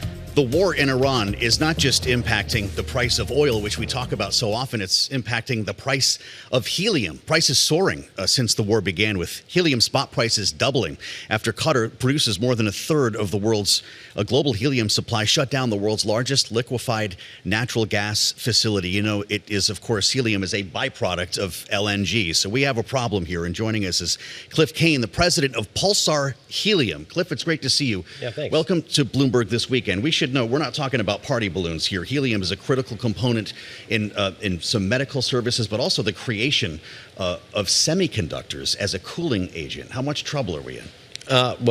This was the black swan event that we were kind of concerned about. 33% of the world's supply of helium is gone. And we've had shortages over the past 20 years with the demand of semiconductors going up for many applications. Everything from our national defense to your cell phones that are in your hands, right? And we don't have ramp up capacity just to make helium. Yeah. It's a pretty scary thing. Is there a replacement for it? Can you use argon? Can you use hydrogen? That doesn't always end well. No, you don't want to use hydrogen. The Hindenburg used hydrogen because the U.S. wouldn't sell it helium. Don't use it in party balloons. Please don't do that. But there's no substitute. You can't use nitrogen or oxygen or anything like that for MRIs. You can't use it in the process of the manufacturing of the semiconductors. Again, no substitute for it. Wow. So this is critical enough, Cliff, that you found yourself at the Pentagon yesterday. Are they asking you for help? Yeah. So they're obviously looking at it very closely. It's extremely critical to our national defense. Everything from munitions manufacturing to the chips that go into the F-15s and the Patriot missile systems. If we don't have helium, we don't have that industry. When you were in D.C., did you have a bit of I told you so moment? Because the U.S. sold its helium reserve in 2024 to a foreign entity, and I understand you advised the government against doing that. Yeah, a lot of us in the industry advised the government against it, but there was a congressional mandate for it to sell, and so they had to sell it. And that strategic reserve, which we called cliffside in the industry, was kind of the flywheel for the U.S. So if ExxonMobil went down in LaBarge, right, for maintenance, you still had cliffside going to keep, things pretty stable and smooth. But that is no longer the case. The U.S. doesn't have a strategic reserve anymore, but China and Russia do. Wow. The U.S. is the biggest producer in the world still, right? Yes. And there aren't many of us. It's the U.S., Qatar, we already mentioned, Algeria, and Russia. Why so few? It's expensive, and it's complex, and you got to find the right resource deposit to make it happen. Most helium that's produced today is associated with natural gas. So I would say about 98% of all helium produced in the world is from LNG, right? Algeria, LNG, Poland, LNG, Qatar, LNG, LaBarge and Wyoming, LNG. Very few pure play helium exploration and production folks are out there. So yeah. From your vantage point, what supply disruptions are you already seeing? Because we talked about chips. How long do you think it's going to take these disruptions to really be felt by average consumers, not industrial consumers? We were reading a former Nintendo sales lead says that Switch 2 prices might spike because of helium prices. Yeah, consumer electronics are going to suffer pretty quickly. Europe's already feeling the shortages from this Qatar issue. Asia is going to be out there trying to compete for those spot molecules. The U.S. is resource rich, but we don't have additional ramp-up capacity. We actually have a concentration risk in the United States with our helium supply. Is that something you were pressing the government to address? Should there be a bigger capacity to ramp up? Should there be bigger production capacity in the U.S.? Yes, a lot of us in the industry have been talking with the federal government for years, right, to put it back on the critical minerals list. And for reasons that's a long discussion, right? It was pulled off a few years back. But one line item in that, a single critical point of failure, right? It's one of the inclusions for making it a critical mineral. And if we have LaBarge go down, right, now we're 60% of the world's supply of helium is gone, and then we're in real trouble. Wow. Right? So let's talk prices. We spend so much time looking at crude oil. Bring us into your world. If we've seen prices double already since Qatar shut things down, where could this go if we have a strait that's closed for many more weeks? What's the equivalent of $200 for a barrel of oil when you're buying helium? Yeah. So you're talking $2 a foot. Yeah. We saw Is this. that coming? Oh, that's definitely coming. We just don't have any additional volumes to move around out there. So the allocations. The quantity is by feet? Yeah, we MCF, MMCF, Okay. right? We go by cubic feet. I learned something new today. All right, got it. I like cubic feet. It's an easier number to handle, right? Yeah. But if I went back to 1991, I would say the price of helium was 5 cents per cubic foot, right? Per standard cubic foot.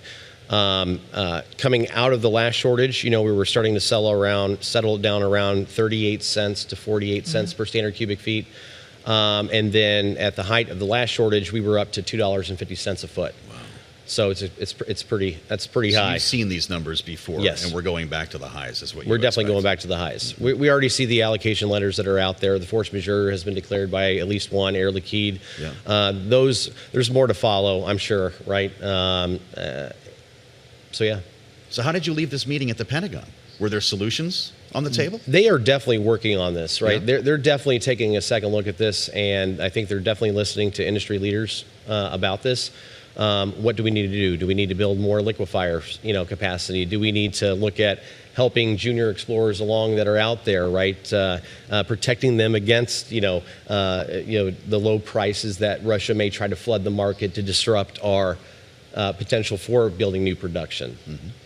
So we've been talking a lot about Artemis and the space trip, and that requires helium. Yep. Apparently that spaceship used $1.5 million worth of helium to launch. So this is not just about chips and capacity now. This is about the future of space exploration. Yeah, that's right. It used $1.5 million worth of helium. And when we think about all the launches that SpaceX is doing and Blue Origins and the European Space Agency, Russia, India, they need helium to launch rockets, right? We need helium to put the satellites in space, right, for your Starlink. Yeah. So if you're at risk with your helium supply, it's definitely going to disrupt your launch cadence, right? So if you're planning 200 launches for the year with this type of disruption, you could most potentially be having that number. It's amazing what you can take for granted until there's a shortage, 100%. Right? All right, so it's complicated.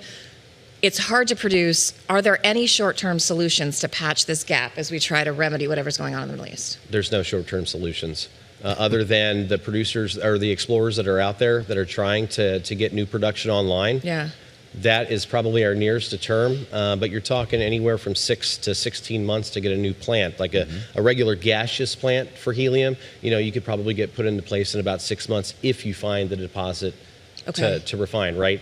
But then to get to 5-9's helium, which is liquid helium and the cryogenic state of it, those liquefiers take 16 months to build, $50 million.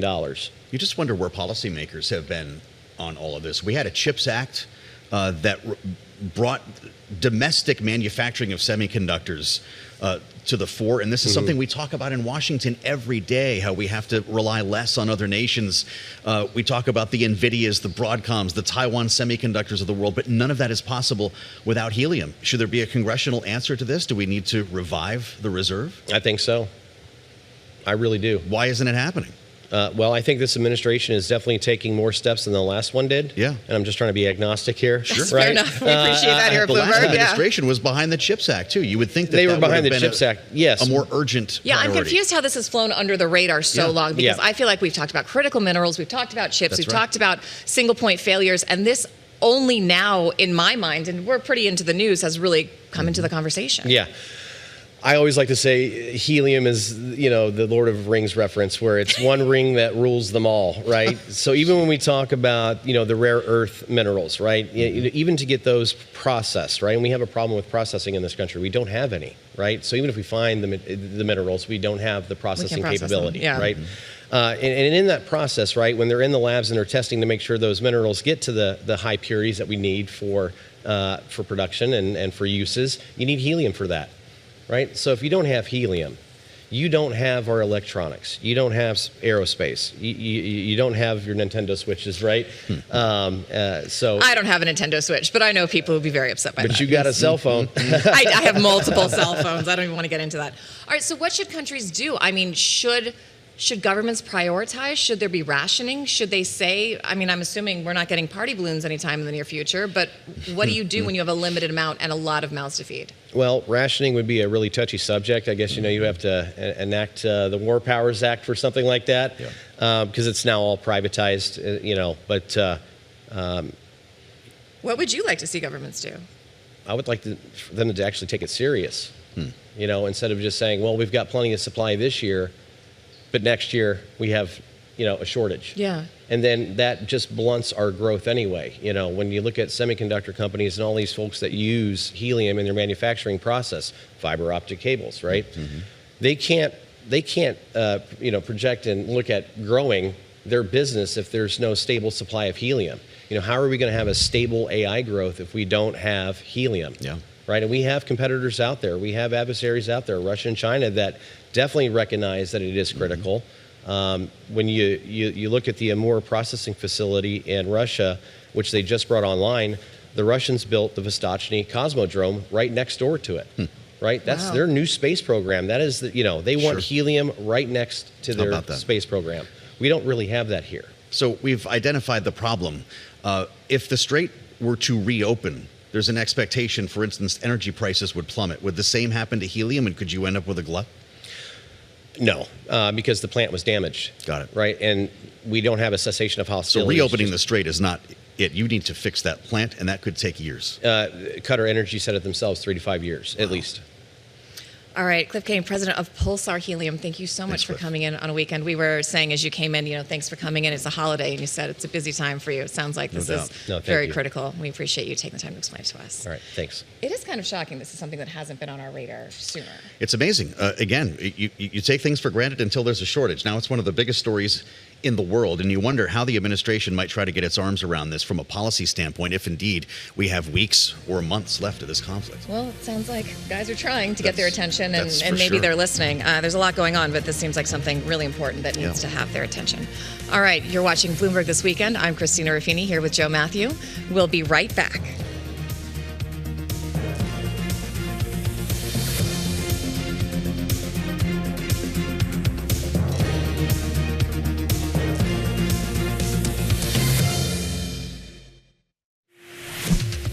Thank you for joining us live on Bloomberg This Weekend. I'm Lisa Mateo. Let's get you up to date with some of the top stories. And Pope Leo, he has marked his first Good Friday as pontiff. He carried a wooden cross for all 14 stations of the Way of the Cross at the Colosseum. It marks the first time in decades a pope has accomplished this complete task.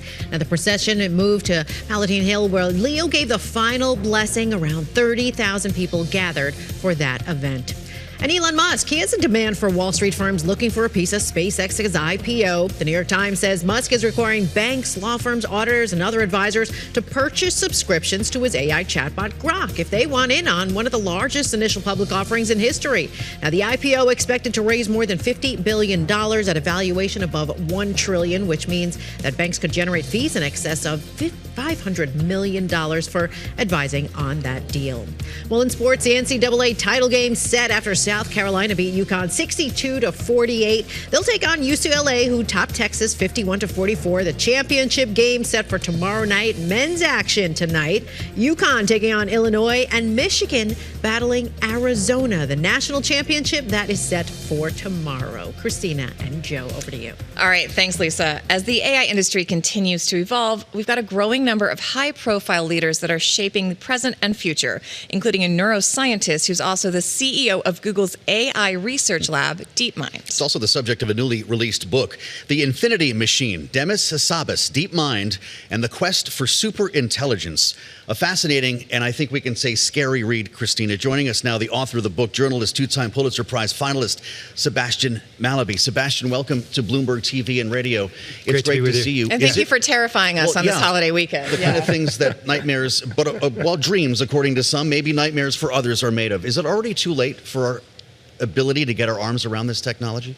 Not too late. That's too fatalistic. Okay. But governments do have to act. My book, in some sense, about Demis Hassabis is a case study of an individual who's running a lab. He's very powerful in terms of corporate leadership and AI science. But by himself, he actually can't make it safe, even though he wants to. And, we saw that again with Anthropic and the fight with the Pentagon recently. One AI leader gets up and says to the Pentagon, hey, there's some red lines. And then another lab, OpenAI, just shows up and says, hey, Mr. Pentagon, what do you want? We can give it to you. Right. So give us all these contracts. We'll do whatever you want. Right. Yeah. You need government to step in. That's the thing. But is that possible? I mean, we've seen government lag behind. We just now had the first successful case about social media, and social media has been around for 20 years because those laws are not keeping up with technology. This is leaps and bounds, I think, beyond what most governments can function with legislation. So what do you do? Yeah, I mean, you're right. We're super late on social media regulation. But at the same time, I think if you look at the polling, back in the 1990s, people said, are you feeling optimistic about the internet? 2/3 of people say, yes, it's empowering me. Now it's the other way around. With AI, 2/3 say it's scary, it's threatening me. And so politicians are going to have to wake up to that. And in fact, that's what Demis Hassabis has been saying. He founded Deepmind in 2010. It's been 16 years, and he's basically had this view that in the end, we're going to need to make it safe. There's going to need to be policy. But you can't do it from a lab, unfortunately. Dario Amodei, of course, at Anthropic, has been prolific in not only promoting and expanding the technology, but warning people about its potential along the way. And this really came to a head at the Pentagon, of course, as you know. And I'm wondering your thoughts about the way this is being handled as the company is effectively blacklisted by the Pentagon, even though it's still using that technology in a war with Iran. Yeah, it's quite a contrast. When that was happening, I was actually in China because the early edition of my book came out first in China. They're always faster about everything in China. And so I was there. I was talking to AI leaders, to researchers, to industrial leaders, and they were talking about safety a lot. That's not what people think about China, but when I was there, that's what I discovered. So I think it's a bit, back to front that the US is not talking about it so much as at a federal level, and it's going to change at some point. The only question is, do we have a disaster first, and then it changes, or can we get ahead of that? What's a disaster look like? Well, I think the biggest, most likely thing is a really crippling cyber attack. There was one in Mexico not very long ago that was actually facilitated by Claude and by OpenAI. Somebody, some group that apparently was not that technically sophisticated stole all the electoral records. So I think, that's one thing. But what about if you had a cyber attack which disabled the software, handling a dam or an electricity utility, and then people have mass outages, the dam floods, whatever. I mean, this could get really bad.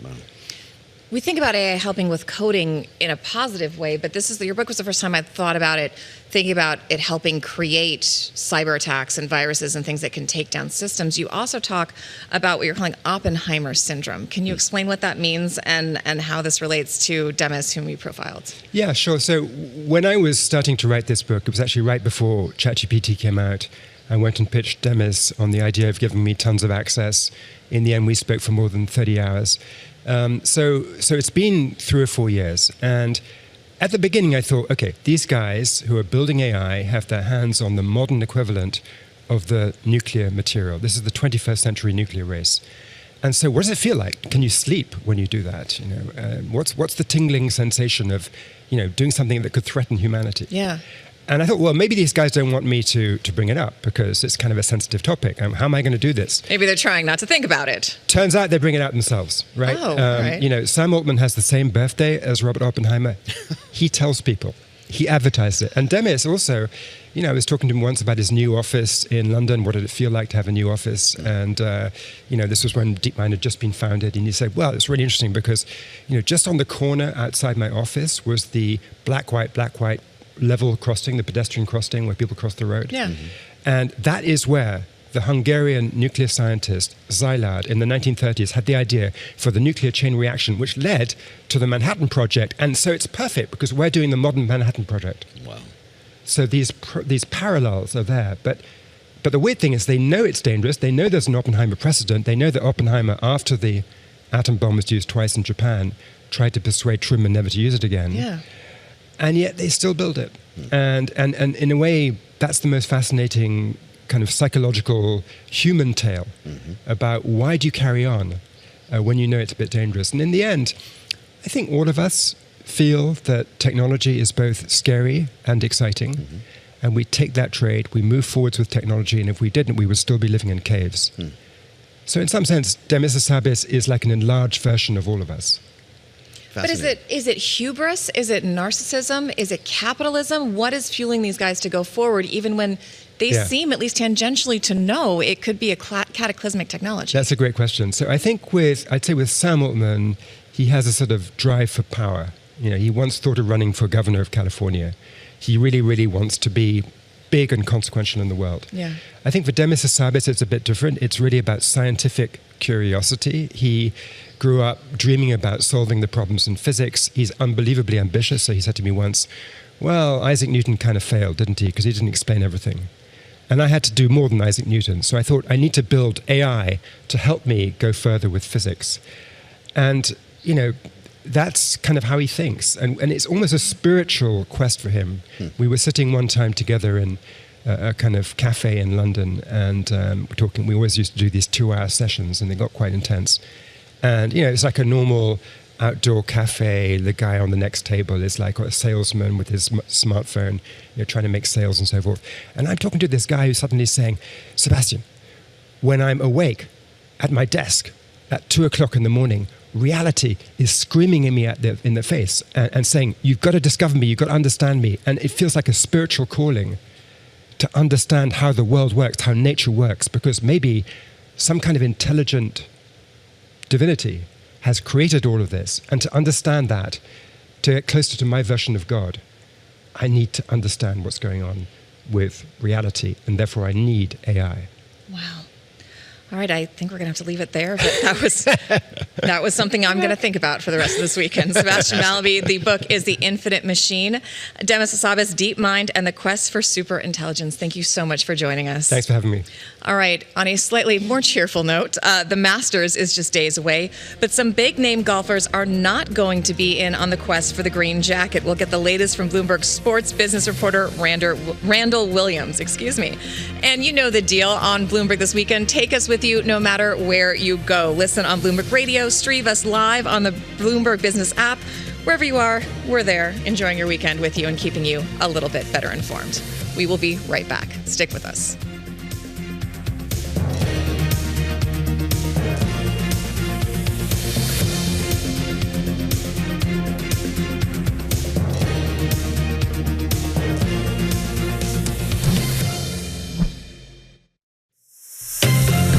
Welcome back to Bloomberg This Weekend. I'm Lisa Mateo. Well, they're Masters. It tees off next week at Augusta National, and it is actually the 90th year back for the iconic tournament.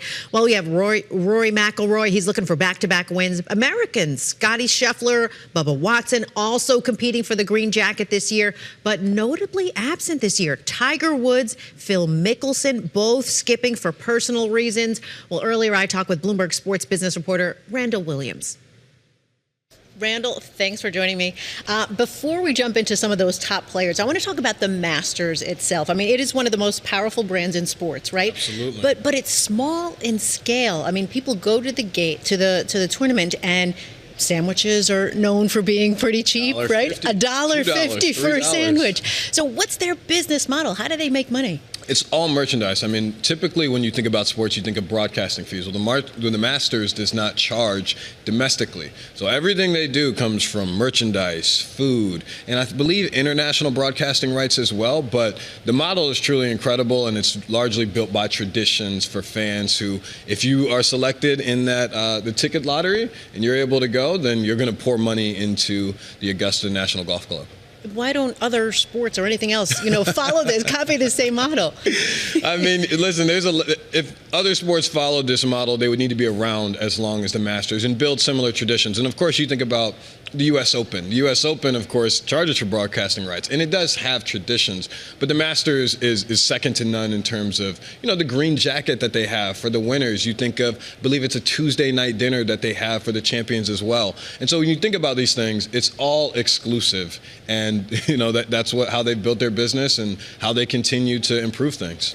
Let's talk about the sport of golf itself. Sure. How has it been changing? I mean, you have gambling, you have prediction markets, you have streaming. I mean, all of that put together. How is it changing the sport? So let's start more broadly. Obviously, we had the PGA Tour and the Live Golf deal that was made years ago and that has since not been complete. But a result of that is this new entity called the PGA Tour Enterprises that has funneled over $1.5 billion into the sport, a maximum of $3 billion. And what that has resulted in is more money for the players, more money into infrastructure, more money into so many different things. That has elevated the PGA Tour. And Live Golf, of course, is primarily focused overseas. And I don't, as it stands right now, believe that a deal will come to terms. But golf was fragmented for a little bit, and now they're back on the same page. As it pertains to gambling, they're dealing with this, and as any other sport has, and trying to figure out if they want to do partnerships, if they want to bring in prediction markets like Polymarket and Kalshi, and they haven't just yet, but we see leagues and organizations like the NHL and the MLB that have. All right, when we get to the Masters itself, let's get into some of those top players. Sure. Who are people keeping an eye on? Scotty Scheffler, of course. John Rahm comes to mind. You have Bryson DeChambeau, and so many more. That's the beautiful thing about the Masters is that even if you were to put money, if you were a gambling person and were to put money on a player, anybody can win and anybody can get hot. But I would have to say Scotty Scheffler has been incredibly hot. And so if you were to say Scotty Scheffler is going to win the Masters, it wouldn't be a hot take. In fact, it would probably be a common one. All right, exactly. Let's get to other stories kind of going around there. Are there any other storylines or anything else kind of surrounding the Masters? I think the big thing is Tiger Woods. Yeah. People expected, or he expected, and to consider playing in the Masters. He did. And he's one of golf's biggest stars. And when the incident happened and the accident happened in Florida, obviously he's not competing. And what that means for the Masters and golf at large is that one of its biggest stars has been withdrawn from the TV, and now that's going to mean less viewership potentially, and ultimately everybody just wants to see him safe. They want to see him healthy, and so he's going to be going away from the U.S. a little bit and seeking health, and we'll see. But I think the biggest thing was Tiger. Yeah, but I mean, we've seen this before with Sure. Tiger. Can he come back from this? What does it mean for him? I think hopefully. I mean, it was very telling that he did not want to take a urine test, and only God knows what was in his system. But hopefully, whatever recovery that he's going to do is going to allow him to be better, to be sober potentially, and come back to the sport of golf, because everyone loves to watch Tiger. I mean, we think about all the moments that he's given us over the years, and to see him compete, even if it isn't at the highest level, is going to mean something to fans and to players. All right, you mentioned something earlier, PGA Live Golf merger. Sure. Where are we with it, and what do golfers think about it? I think it's non-existent at this point. I mean, they have. If you ask one side, they'll say that talks are continuing and they're figuring things out. If you ask another, they say talks are non-existent. And so I think that as it currently stands, the PGA Tour has been making improvements to really grow and be bigger than it ever has been. I mean, they brought in his name's Brian Rolapp. He's the new CEO there, and he's making a bunch of different changes to legitimize it even more than it already is. And so I think that on Live Golf's front, they're trying to do things overseas and become the dominant organization there. And if they're able to meet in the middle, great. But I think as it stands right now, both parties have separated, and it doesn't really seem like they're ever going to come to terms and say, hey, let's come together. All right, I got to end with Final Four, okay? Magic going on tonight. We got UConn, Illinois, UConn beating Duke. I know, and then we go, match. I watched it. It was crazy. Yeah. It was incredible. And then we got Michigan and Arizona. So what's your take as far as who's going all the way, Randall? I mean, I got to go UConn after that spectacular win. I was at an NFL owners meeting, and there's a poolside bar, and I was actually not there. I was sitting inside, and I heard a loud reaction. There was someone else who reacted to the shot that player hit. And I mean, when you come off such an emotional victory, you have to imagine that is going to supercharge a team. I think there's legitimate foes out there, but I think Dan Hurley is an incredible coach, and he just pours into his players. So I'll go UConn. All right. Thank you, Randall. Thank you for having me. UConn. He's going with UConn. Thanks to Lisa and Randall. That was great. Randall, we got to come back. Come back more. Talk to us about sports. Even I was interested. All right, we're coming up on 9 a.m. in New York. Next, we're going to speak live with Ken Martin, the chair of the Democratic National Committee. The next hour of Bloomberg This Weekend starts right now.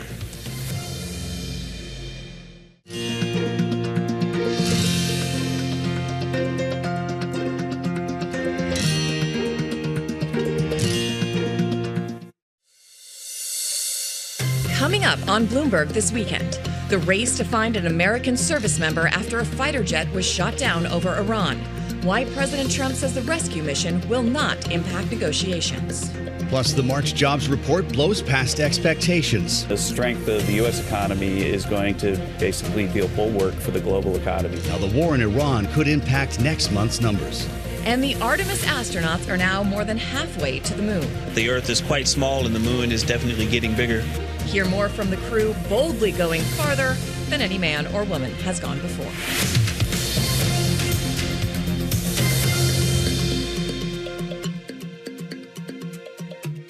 Welcome back to Bloomberg This Weekend. I'm Christina Ruffini here with Joe Matthew, who is subbing in for David Gura this weekend. Nice it is 9 a.m. here in New York. We've got a lot of news to cover this morning, but Joe, you are on it and helping us out, and we're very appreciative for your presence. Well, it's great to be here. We're going to spend the weekend together, and I'm glad David can get some rest. It's been a very newsy time, albeit a weekend, but we've got a pilot still missing in Iran, Christina, and a lot of concerns about the way forward in this conflict. That's right, and we're going to start with Lisa Mateo, who has the headlines. And let's get right to that new escalation in the conflict in the Middle East. Iran shoots down a U.S. fighter jet, and a second plane reportedly crashed in the Gulf region.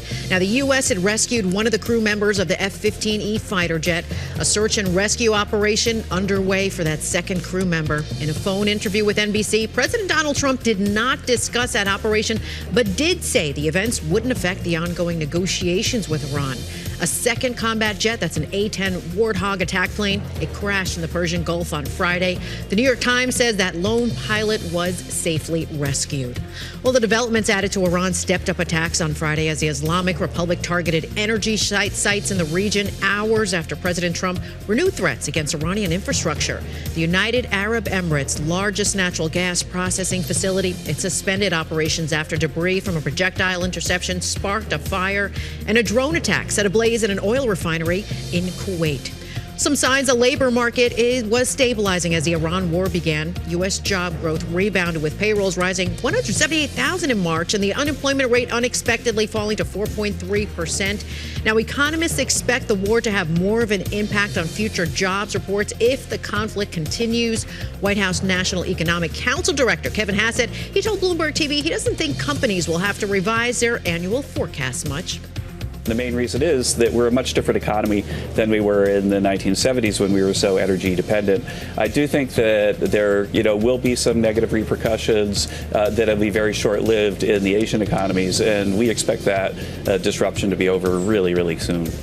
And in other news, NASA has released the first images of Earth taken by the Artemis 2 astronauts. The 4-member crew had launched to the space on Wednesday evening from Kennedy Space Center in Florida. It'll take the crew about 4 days to travel to the lunar vicinity with plans for a flyby of the surface on Monday. Mission specialist Christina Cook says she's enjoying the ride. One of the biggest surprises was how smooth riding those solids was. We all expected a really just dynamic ride, a lot of motion. We were prepared to potentially not being able to see telemetry, maybe even not being able to, touch switches, and it was very smooth. All right, so the astronauts, they're not going to land on the moon, Christina and Joe. That's going to be the task of another crew that's going in 2028, so they're just going to take a nice journey around. A round trip. Sea of tranquility, which we could all use a little bit of. Thank you, Lisa, so much. You got it. All right, this morning, we still don't have any real updates on that missing F-15E fighter pilot who went down over Iran. Remember, one pilot was recovered and one is still missing. Search and rescue efforts are underway. There are reports that a provincial governor in Iran has offered a bounty for the capture of that pilot, quote, alive. It equates to about $66,000 US. Yeah, it's something that we're watching closely here with news of another aircraft, as Lisa mentioned, that went down, that A-10 Warthog.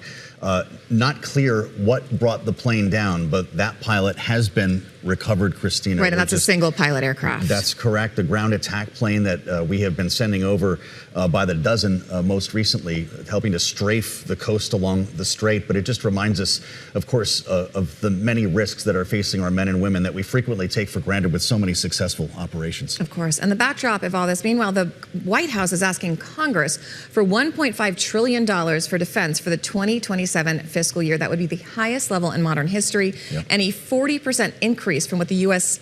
spent on the Pentagon this year. We're already at $1 trillion this year. You see what the president said on Wednesday, Christina? The president said a lot of things on Wednesday, Joe. Which thing are we talking about? It's not possible for us to take care of daycare, Medicaid, Medicare, all these individual things. We have to take care of one thing, military protection.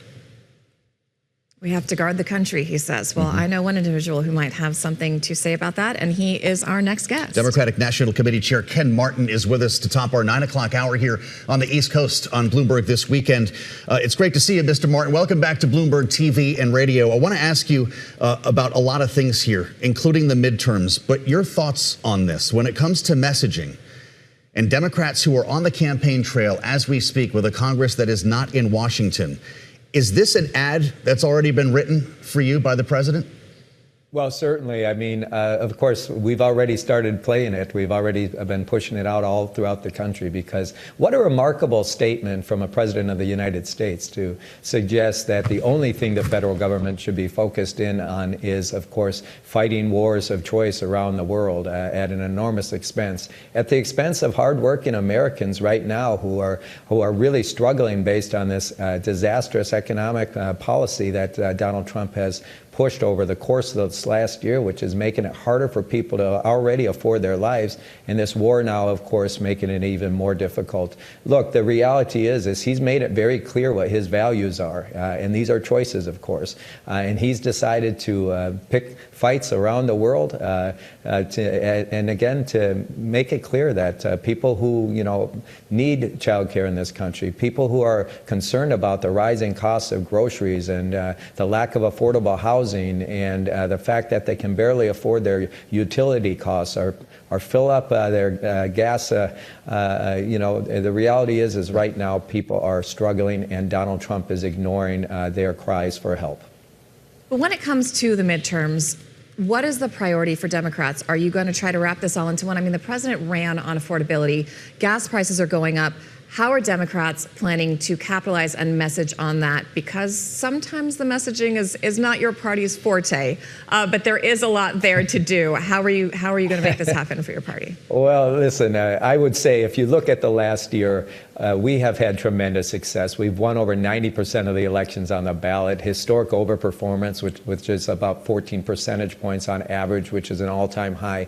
And the through line is that all of our candidates focused almost exclusively on affordability, making sure that we address the anxiety of this nation right now, which is really around the economy. Many Americans are falling behind, and no one feels like this economy is working for them right now. And so as we go into these last 214 days left until the midterm election, we're going to focus on three really important things. One is, of course, affordability. How do we make sure that you can afford to get to work? How do we make sure that you actually have a job to go to? How do we make sure that you can afford your rent or your mortgage or putting groceries on the table, as I mentioned earlier? Second, we're going to focus on the emerging healthcare crisis in this country based on the big ugly bill and the fact that they're going to take away so much revenue from healthcare systems in this country. 300 hospitals are going to close. A quarter of nursing homes are going to close. Healthcare premiums are rising on almost every American right now. Healthcare is an emergent crisis in this country. And the last thing we're going to focus on is fixing this corrupt and rigged system that only benefits the wealthy, the well-connected, and the powerful at the expense of everyone else in this country. And so that's what Democrats are focused on. We're going to focus on delivering real solutions to what's vexing the American people right now, and not focus just on fighting wars of choice around the world that are costing the average American household is paying $400 more a month to litigate this war in Iran, and it's $400 a month they don't have based on this disastrous economy that Donald Trump has pushed. With a gallon of gas at $4.10 today on average, according to AAA. Ken, we want to talk to you about resources. We had a conversation just last week on Bloomberg with Congresswoman Susan DelBene, who chairs the DCCC. They're targeting Trump plus 11, plus 13 seats in some districts, making this a much wider effort. I realize you have history on your side.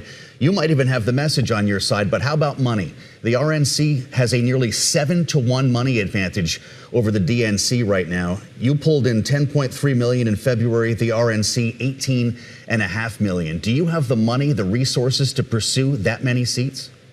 Well, absolutely. And in combination with the DCCC, the DS, and our other partners, of course we do. And look, we don't need to outraise the Republicans. We just need to raise enough money to be in the ring so we can compete and fight. And I'll give you an example on that.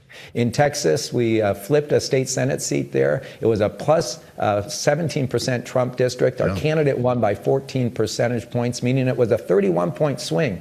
And the Republican opponent there raised $2.5 million to our candidates $380,000. Again, we don't need to outraise the Republicans. We just need to have enough money to compete. And look, last year we raised a record amount of money for a first-year chair of the Democratic National Committee. We raised a record amount of money, and what was fueling that was the grassroots dollars. The small donors averaging $51.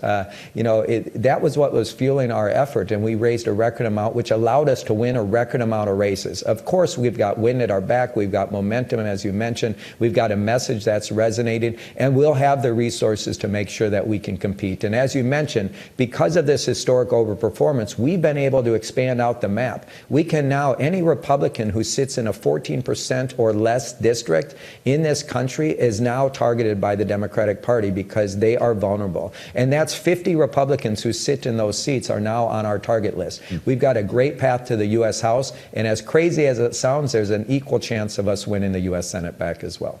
And almost every time I have a Democrat on or talk to a Democrat, I ask them two questions. Who is the leader of the Democratic Party? And if you actually take back the House and or the Senate, is there anything you can actually do to stop the legislative agenda of a president who seems not to care whether he has congressional approval for most of the things he does? Well, let me answer the first thing. Look, there's many leaders of the Democratic Party. I happen to be one of them. I'm the chair of the DNC. But isn't that part of the problem? Yeah, but no, look, this is always the problem for either party when they're out of power, right? The reality is that, the president and the party in power has a much bigger megaphone. That's just always the case. And so we've got great governors out there. We've got great mayors out there. We've got wonderful members of Congress.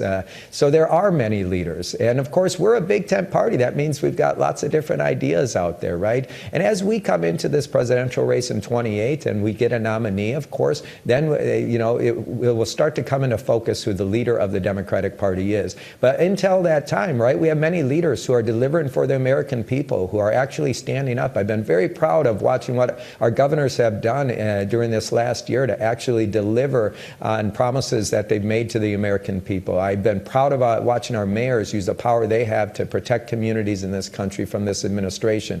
I've been really proud of our members of Congress using their platforms to actually speak out and hold this president accountable. And so, look, there are a lot of leaders of the Democratic Party, and look, I get that question a lot. I'm very proud of the fact that we have so many great leaders in this party who are standing up, delivering on the promises they made to the American people, and actually fighting to make a difference in their lives. And on the second piece, look, I think when we win back control of the Congress and hopefully the Senate, our job is to pass legislation, to actually stand up and do what we said we were going to do, and put it on Donald Trump's desk. And, make him make a choice if he's going to actually sign legislation that's going to bring down the costs for American people and actually help create jobs and actually restore health care access in this country and help, families that are struggling with child care and finding jobs. At the end of the day, if we do those things and the president still refuses to sign them, the Republicans will have no chance of winning in 2028. So what we're going to do is we're going to focus on doing our jobs and delivering on the promises that we made to the American people. It will be up to the president to decide whether or not he wants to join Democrats at that point. When we consider what primary voters are looking for here in this midterm cycle, there was fascinating research out recently from the group Third Way, of course, famously moderate, according to some dangerously moderate, depending on the progressive you might be speaking with. They talked about what primary voters' lives are like, what primary voters are looking for, and it came down to basically a question or an argument of pragmatism versus progressivism. 75% of Democratic, self-identified Democratic primary voters said they prefer pragmatism to 25% progressivism. Is that going to be an important theme to follow in this campaign cycle? Well, look, I don't like to put a label on any of this. I do agree that what Americans want right now is results. They're sick and tired of watching parties, politicians from both parties, say one thing and then get into office and do another. They want people to stand up and fight for them and deliver. And, you know, that's it's one of the challenges, both for the Republican Party and it has been for the Democratic Party. But what I think you're seeing right now, which is why Donald Trump's numbers are so low and the Republican Party is in jeopardy right now of losing both chambers of Congress and has been losing throughout the country right now, is you have one party that's actually delivering. Look at what Abigail Spanberger and Mikey Sherrill did on day one after they were elected governor. Look at what other Democratic elected officials are doing throughout the country to stand up and deliver on those promises. And the Republicans continue to ignore the pleas of this country to focus on the issues that matter most to the Americans. And so, look, I think at the end of the day, you know, you can call it pragmatism or you can just, you know, call it, look, delivering on your promises. You know, one of my first bosses said that you should never separate the life you lead from the words you speak. And it's critical right now because most Americans are just sick and tired of politics as usual. They want someone who's going to stand up, be their champion, and help them actually get ahead, not just get by. All right, on that note, Americans are sick and tired of politics. They are frustrated with Congress members in both parties, and they have a new accountability buddy making its presence known, and that is TMZ, the site we usually think of as gossip. We spoke to Harvey Levin of that site about why they are now going after members of Congress who are seen on vacation while the government is shut down. We're going to play some sound for you. When you look at what we're doing with these photographs and videos, it's really the big thing we're doing, because what we're doing is we're showing how the public feels about them. And I think they've lost that big view of it and started looking at it, you know, the blame game, that the Republicans didn't vote on this or the Democrats didn't do that. And they're not stepping back and looking at Congress as a whole. We only got about 30 seconds here, but I'm curious what your reaction to this is, because it does tap into a broader spectrum of the American public really annoyed that Congress is not doing what they sent them there to do.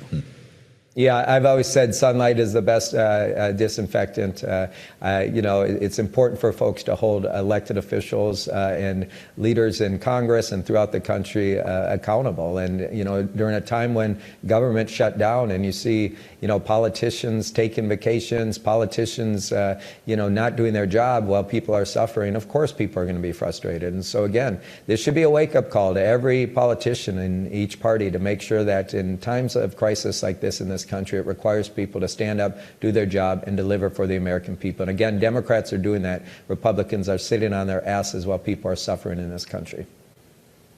Ken Martin, chair of the DNC. We thank you for a great conversation, Ken. Happy Easter to you, and thanks for joining us. I just want to know why Lindsey Graham was at Chez Mickey and what he ate while he was there. With a bubble wand. That is right. I want a bubble wand. The Mickey-shaped waffles he might have had for breakfast. All right, straight ahead, President Trump has threatened to pull out of NATO, calling the alliance a paper tiger, even as the war in Iran intensifies. We'll speak with a former U.S. ambassador to NATO. That's straight ahead on Bloomberg This Weekend. Thanks for joining us live on Bloomberg This Weekend. I'm Lisa Mateo. Let's get you up to date on some of the top stories. And a ship in the Azov Sea in Russia, well, it has been hit by Kyiv. Now, Russia said drone debris had struck a cargo vessel in a bay overnight. Meanwhile, Moscow's forces targeted several Ukrainian regions. At least 5 people were killed, 19 injured after a Russian drone hit a busy market in a city in Ukraine's southeast region. That's according to the Office of the Prosecutor General. India's oil ministry says the country is buying crude from Iran, among other countries, in order to navigate the current energy crisis. The ministry denied payment hurdles were impeding on those purchases. India confirmed the arrival of Iranian liquefied petroleum gas with an LPG vessel carrying around 44,000 tons, currently discharging in Mangalore. And a U.S. judge has denied U.S. Attorney Jeanine Pirro's motion to revive rejected Federal Reserve subpoenas. The Justice Department, they lost its bid to continue an investigation into building renovation cost overruns by the Fed after District Chief Judge James Boasberg, well, he upheld an earlier ruling. That move, it does delay the confirmation process for President Donald Trump's Fed chair nominee, Kevin Warsh. The Justice Department plans to appeal that decision. Christina and Joe. All right, thanks, Lisa. We want to get straight to these live pictures out of Baghdad. Thousands of people gathering in support of Iran as the war hits its 5th week. Now, next week, NATO Secretary General Marc Rutte will meet with U.S. President Donald Trump at the White House following weeks of threats from the president to withdraw from the NATO alliance after allies gave a less than enthusiastic reception to his war in Iran. Joining us now for an important conversation, former ambassador to NATO, Ivo Daalder, former ambassador to NATO and senior fellow at the Harvard Kennedy School Belfer Center. Mr. Ambassador, welcome back to Bloomberg TV and radio. It's fancy meeting you here on the weekend, but the news cycle just keeps on pushing here. And as the president suggests that he is beyond reconsideration, I think the language he used when it comes to withdrawing from NATO, whether Secretary Rutte can change his mind this week. Well, I think that is going to be the reason why Mr. Rutte is coming, although, of course, the visit was already announced before those statements. He's going to try to find a way to tell Donald Trump that, in fact, NATO is vital to American security. That's not a hard case to make, by the way. Today actually happens to be the 77th anniversary of the signing of the North Atlantic Treaty by 12 nations, of course, including the United States. And for 77 years, the United States has been led by people in the Oval Office and everywhere else in senior military and civilian positions who have understood that it is much better to try to prevent war in Europe than trying to have to fight it as we did in World War I and World War II. It's better, it's cheaper, it makes us more powerful, it makes us more prosperous, it makes us more secure, and ultimately makes us more free. That is the foundation of NATO. It is something that President Trump has never really understood, or at least bought into. He thinks the burdens of NATO are larger than the benefits. And that is the challenge that Mr. Rutte will have when he comes to Washington next week. I was curious to get your reaction to the president's primetime address, because there's been quite a lot of reporting going into that address that one of the things he was going to do was really go after NATO. He didn't really do that. He talked around it a little bit. He said, you know, if it's the oil that you need, you should go protect it. But he didn't name names, and he didn't go after the alliance. I'm wondering if you think that was misreported, or my instinct tells me that perhaps it was a recalibration that someone might have gotten in his ear. I'm wondering what your take is on that, and if you think he can be swayed by people he does tend to listen to, Rutte and the president of Finland, who goes golfing with him, my sources are telling me, has a good ability to get him back into the fold occasionally. Yeah, no, who knows what drives the president, and who knows how this speech came together. It's still a mystery, I think, to most of us, why he decided to deliver a speech that was, frankly, content-free. The only things he said, he had already said either on Truth Social or in interviews in the previous few days. But you're right, Christina, to underline that there was no statement that he was going to withdraw from NATO. In fact, he's been silent ever since the speech in the last 3 days on this, until the next Truth Post, of course. And there are people who can talk to him, and he does listen once in a while. Of course, Lindsey Graham and a whole bunch of senators are on record very much in favor of NATO. Senator Thune, a majority leader, made very clear that as far as he was concerned, and as far as his Republican caucus on the Senate was concerned, this is not something that they would support. And indeed, there is a law, an amendment to the National Defense Authorization Act of 2023. Supported by Secretary of State Marco Rubio, then Senator. Yep. Call it the Rubio law, that in fact says that the decision to withdraw from NATO, as then Senator Rubio put it, is far too important to be left to a single president. It requires 2/3 of the majority in the Senate.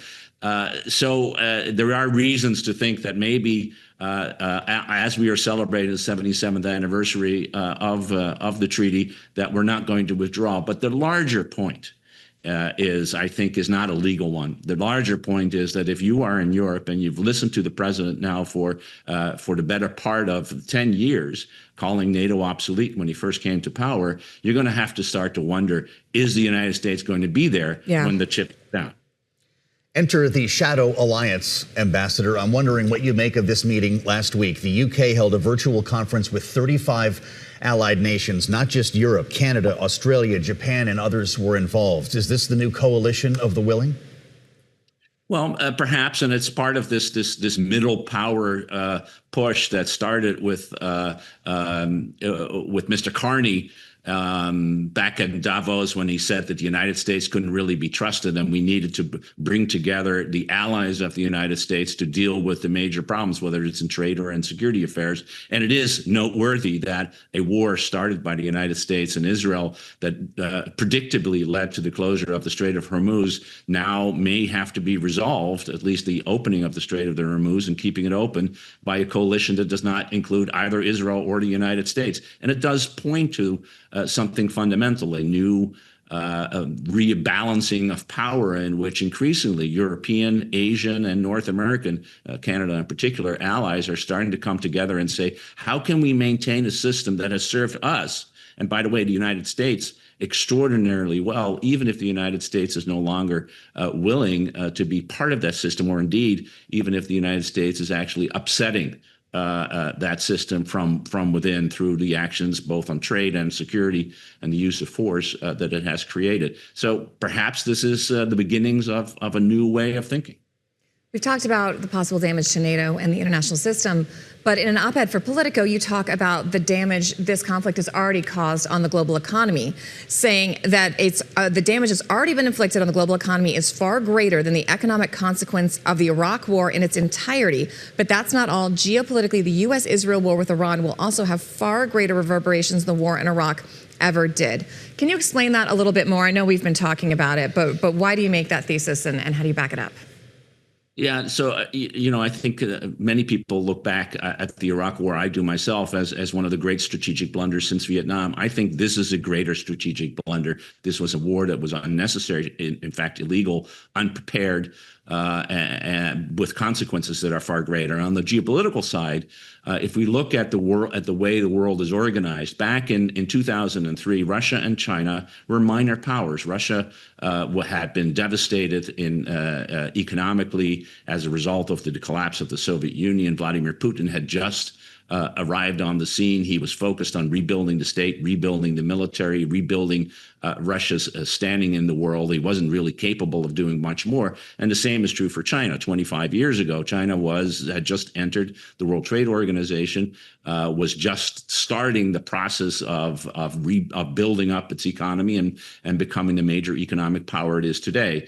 But today, China is strong. China has a major technological, economic, and increasingly a military edge, not only in Asia, but around the world. And so when China looks at what's happening here, they see the United States withdrawing capabilities from East Asia, from Japan, from South Korea, and indeed from the Indo-Pacific, expending extraordinary amounts of ammunition and missiles and capabilities, and saying, well, maybe this is not such a bad thing for us. The United States is getting weaker as we do nothing and just get stronger.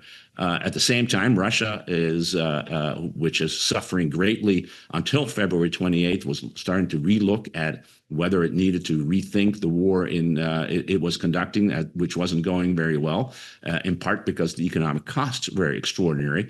Russia now, of course, is selling oil at $100+ dollars per barrel a day to India and around the world. And the United States has even lifted sanctions on Russia so that Russia can now supply Cuba. So under those circumstances, who's winning and who's losing? We're paying the big price. The global economy is being torn at its fabric because of the Strait of Hormuz being closed. But Russia and China are looking at the world and saying, when this is over, we're going to be in a much better position than we were before. And that just wasn't the case when the Iraq War happened. Well, that's the Economist cover this week. It has President Xi standing behind an out-of-focus President Trump. Yeah. And the title says, never interrupt your enemy when he's making a mistake. It's pretty remarkable. Ambassador, I wonder, as a career diplomat, what you make of the way the administration is framing so-called negotiations. Iran, of course, continues to deny that they are happening and has called this an exchange of messages. Are these back channels? Do you believe the president when he says we're in negotiations? Well, it's a very strange time when, in fact, you have to wonder whether the president is saying the truth when he says that we are engaged in major negotiations, when he's saying that the Iranians are, quote, begging us for a deal, and you then talk to the Iranians, and the Iranians say, "Well, I'm not sure what he's talking about because we're not even talking to you guys." I think what is happening is the president has found himself in a strategic box of his own creation. He thought this was going to be a quick, easy war. He thought that somehow, because we had done an extraordinary military operation in Venezuela, that military was invincible and could do anything he wanted.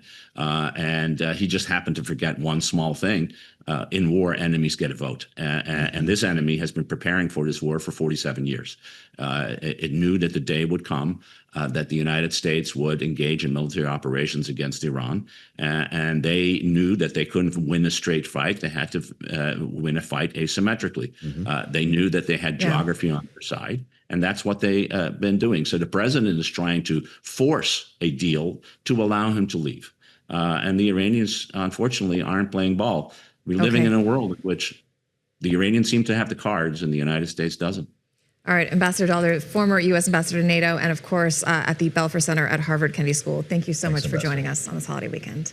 I always think of the quote from the first NATO Secretary General that the purpose of the alliance was to keep the Americans in, the Russians out, and the Germans down. And the fact that that alliance is now so tenuous, we were talking about last weekend, German troops are now stationed in Lithuania for the first time since World War II at invitation because they're so concerned about security concerns and they need somebody, and the U.S. may not be reliable. And when they're gearing up for something in Greenland, you know something is off here. I'll just be very curious to see what happens with this new alliance. And we have to remind ourselves that even if the president wants to do this, it would require an act of Congress to undo a treaty, which NATO, in fact, is. That is true, but that doesn't mean he can't shake the faith in the alliance and make it all but defunct, even if America technically is staying in. All right, the Artemis mission on approach to the moon in a historic flyby. Bloomberg Tech's Ed Ludlow, just back from his tour at the Kennedy Space Center, is going to be with us next. It's Bloomberg This Weekend. Stick with us as we go off to the stars.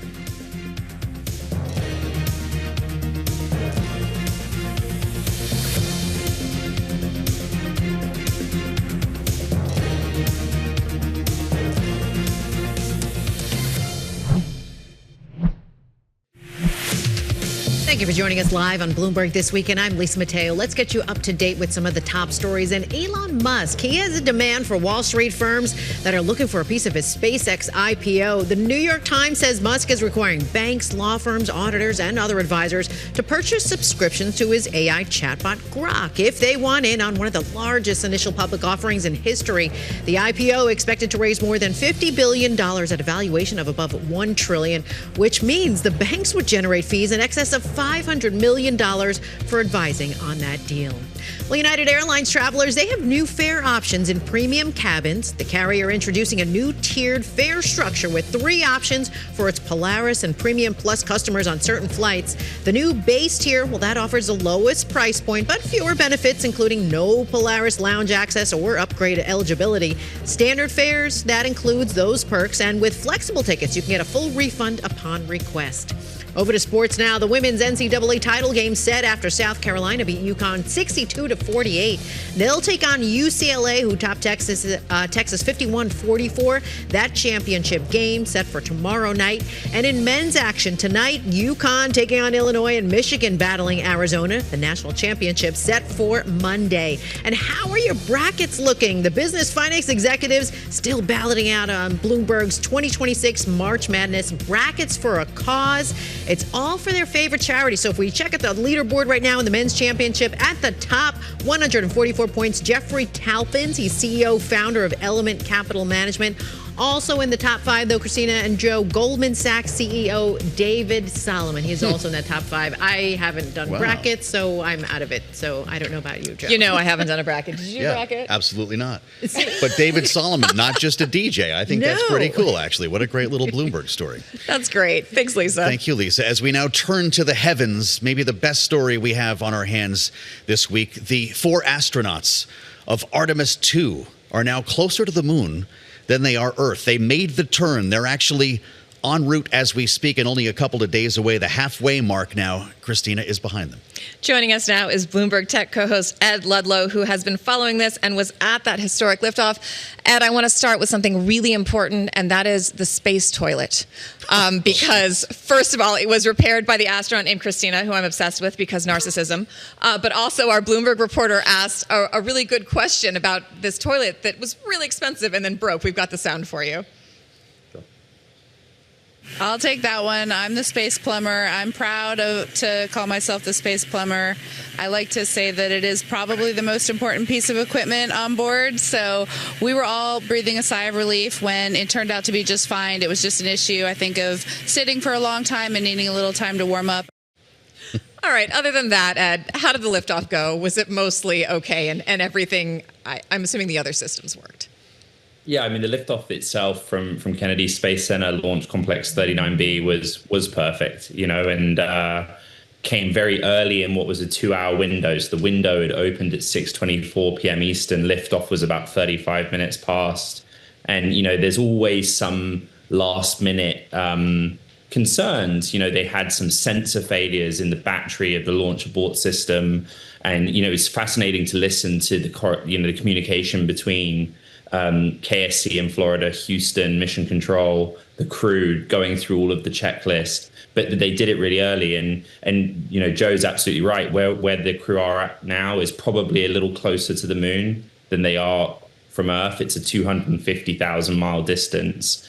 And an interesting development overnight, the course that the Artemis 2 crew and the Orion spacecraft were on was so perfect that they actually cancelled one of the correction burns. There were 3 opportunities to do a correction burn.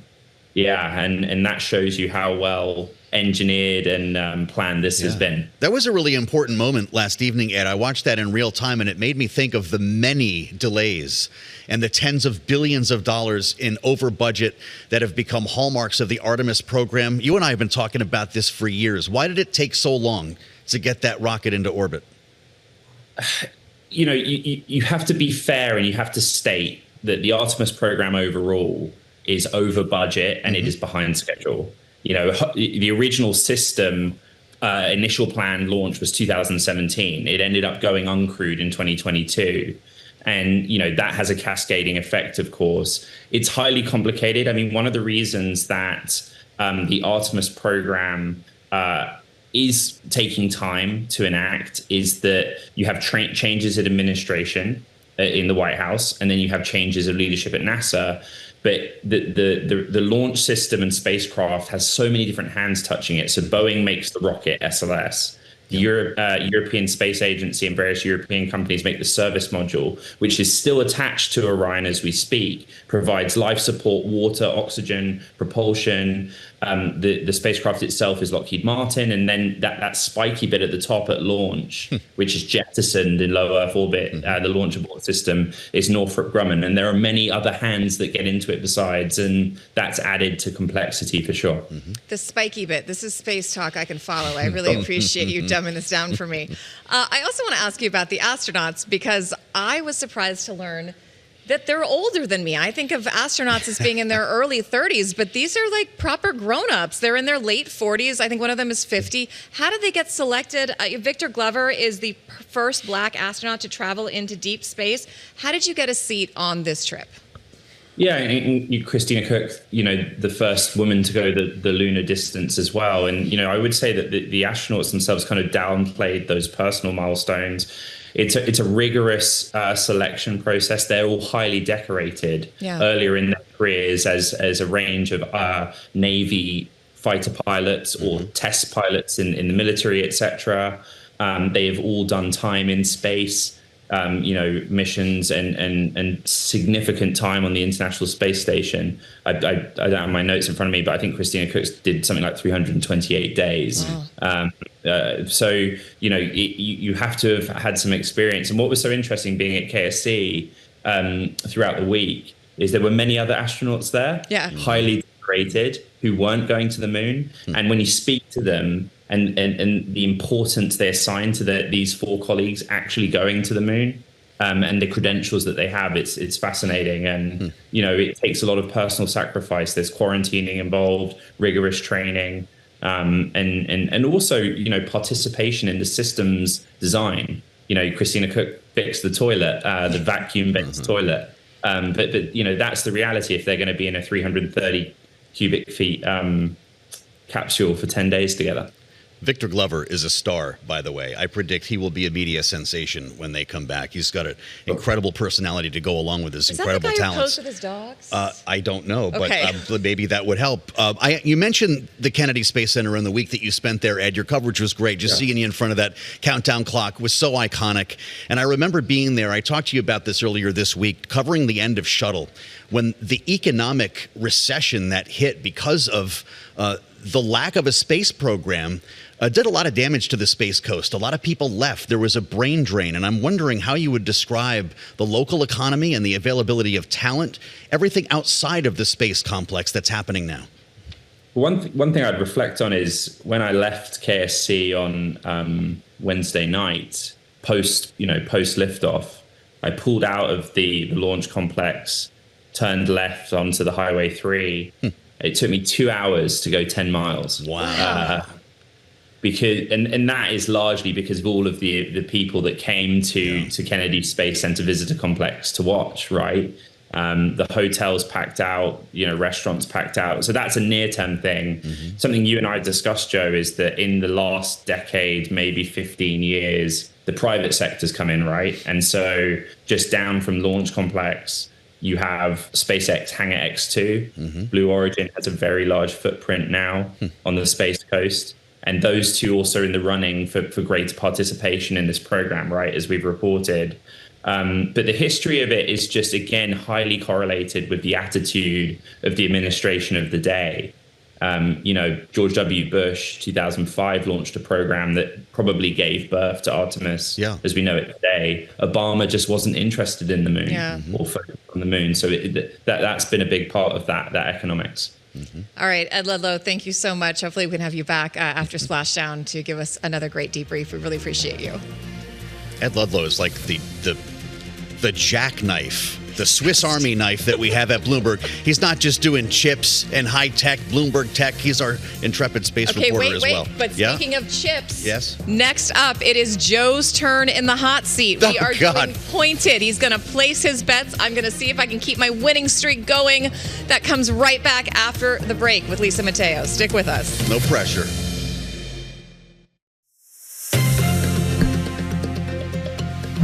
Welcome back to Bloomberg This Weekend. It is time for Pointed, the Pointed News Quiz, where I try to defend my title, but Joe Matthew knows everything, so I don't have high hopes. You're about to learn otherwise. All right, we're going to learn how to do this because you're new, so Lisa's going to run you through it. Okay, so let me explain it. This is a game for risk takers. Are you a risk taker? Absolutely. I'm known as one. Okay, good. Okay, so you're going to enjoy this. All in. Okay, so there are 3 categories I'm going to give you. You have 30 chips in front of you. They're in 3 different, sections here.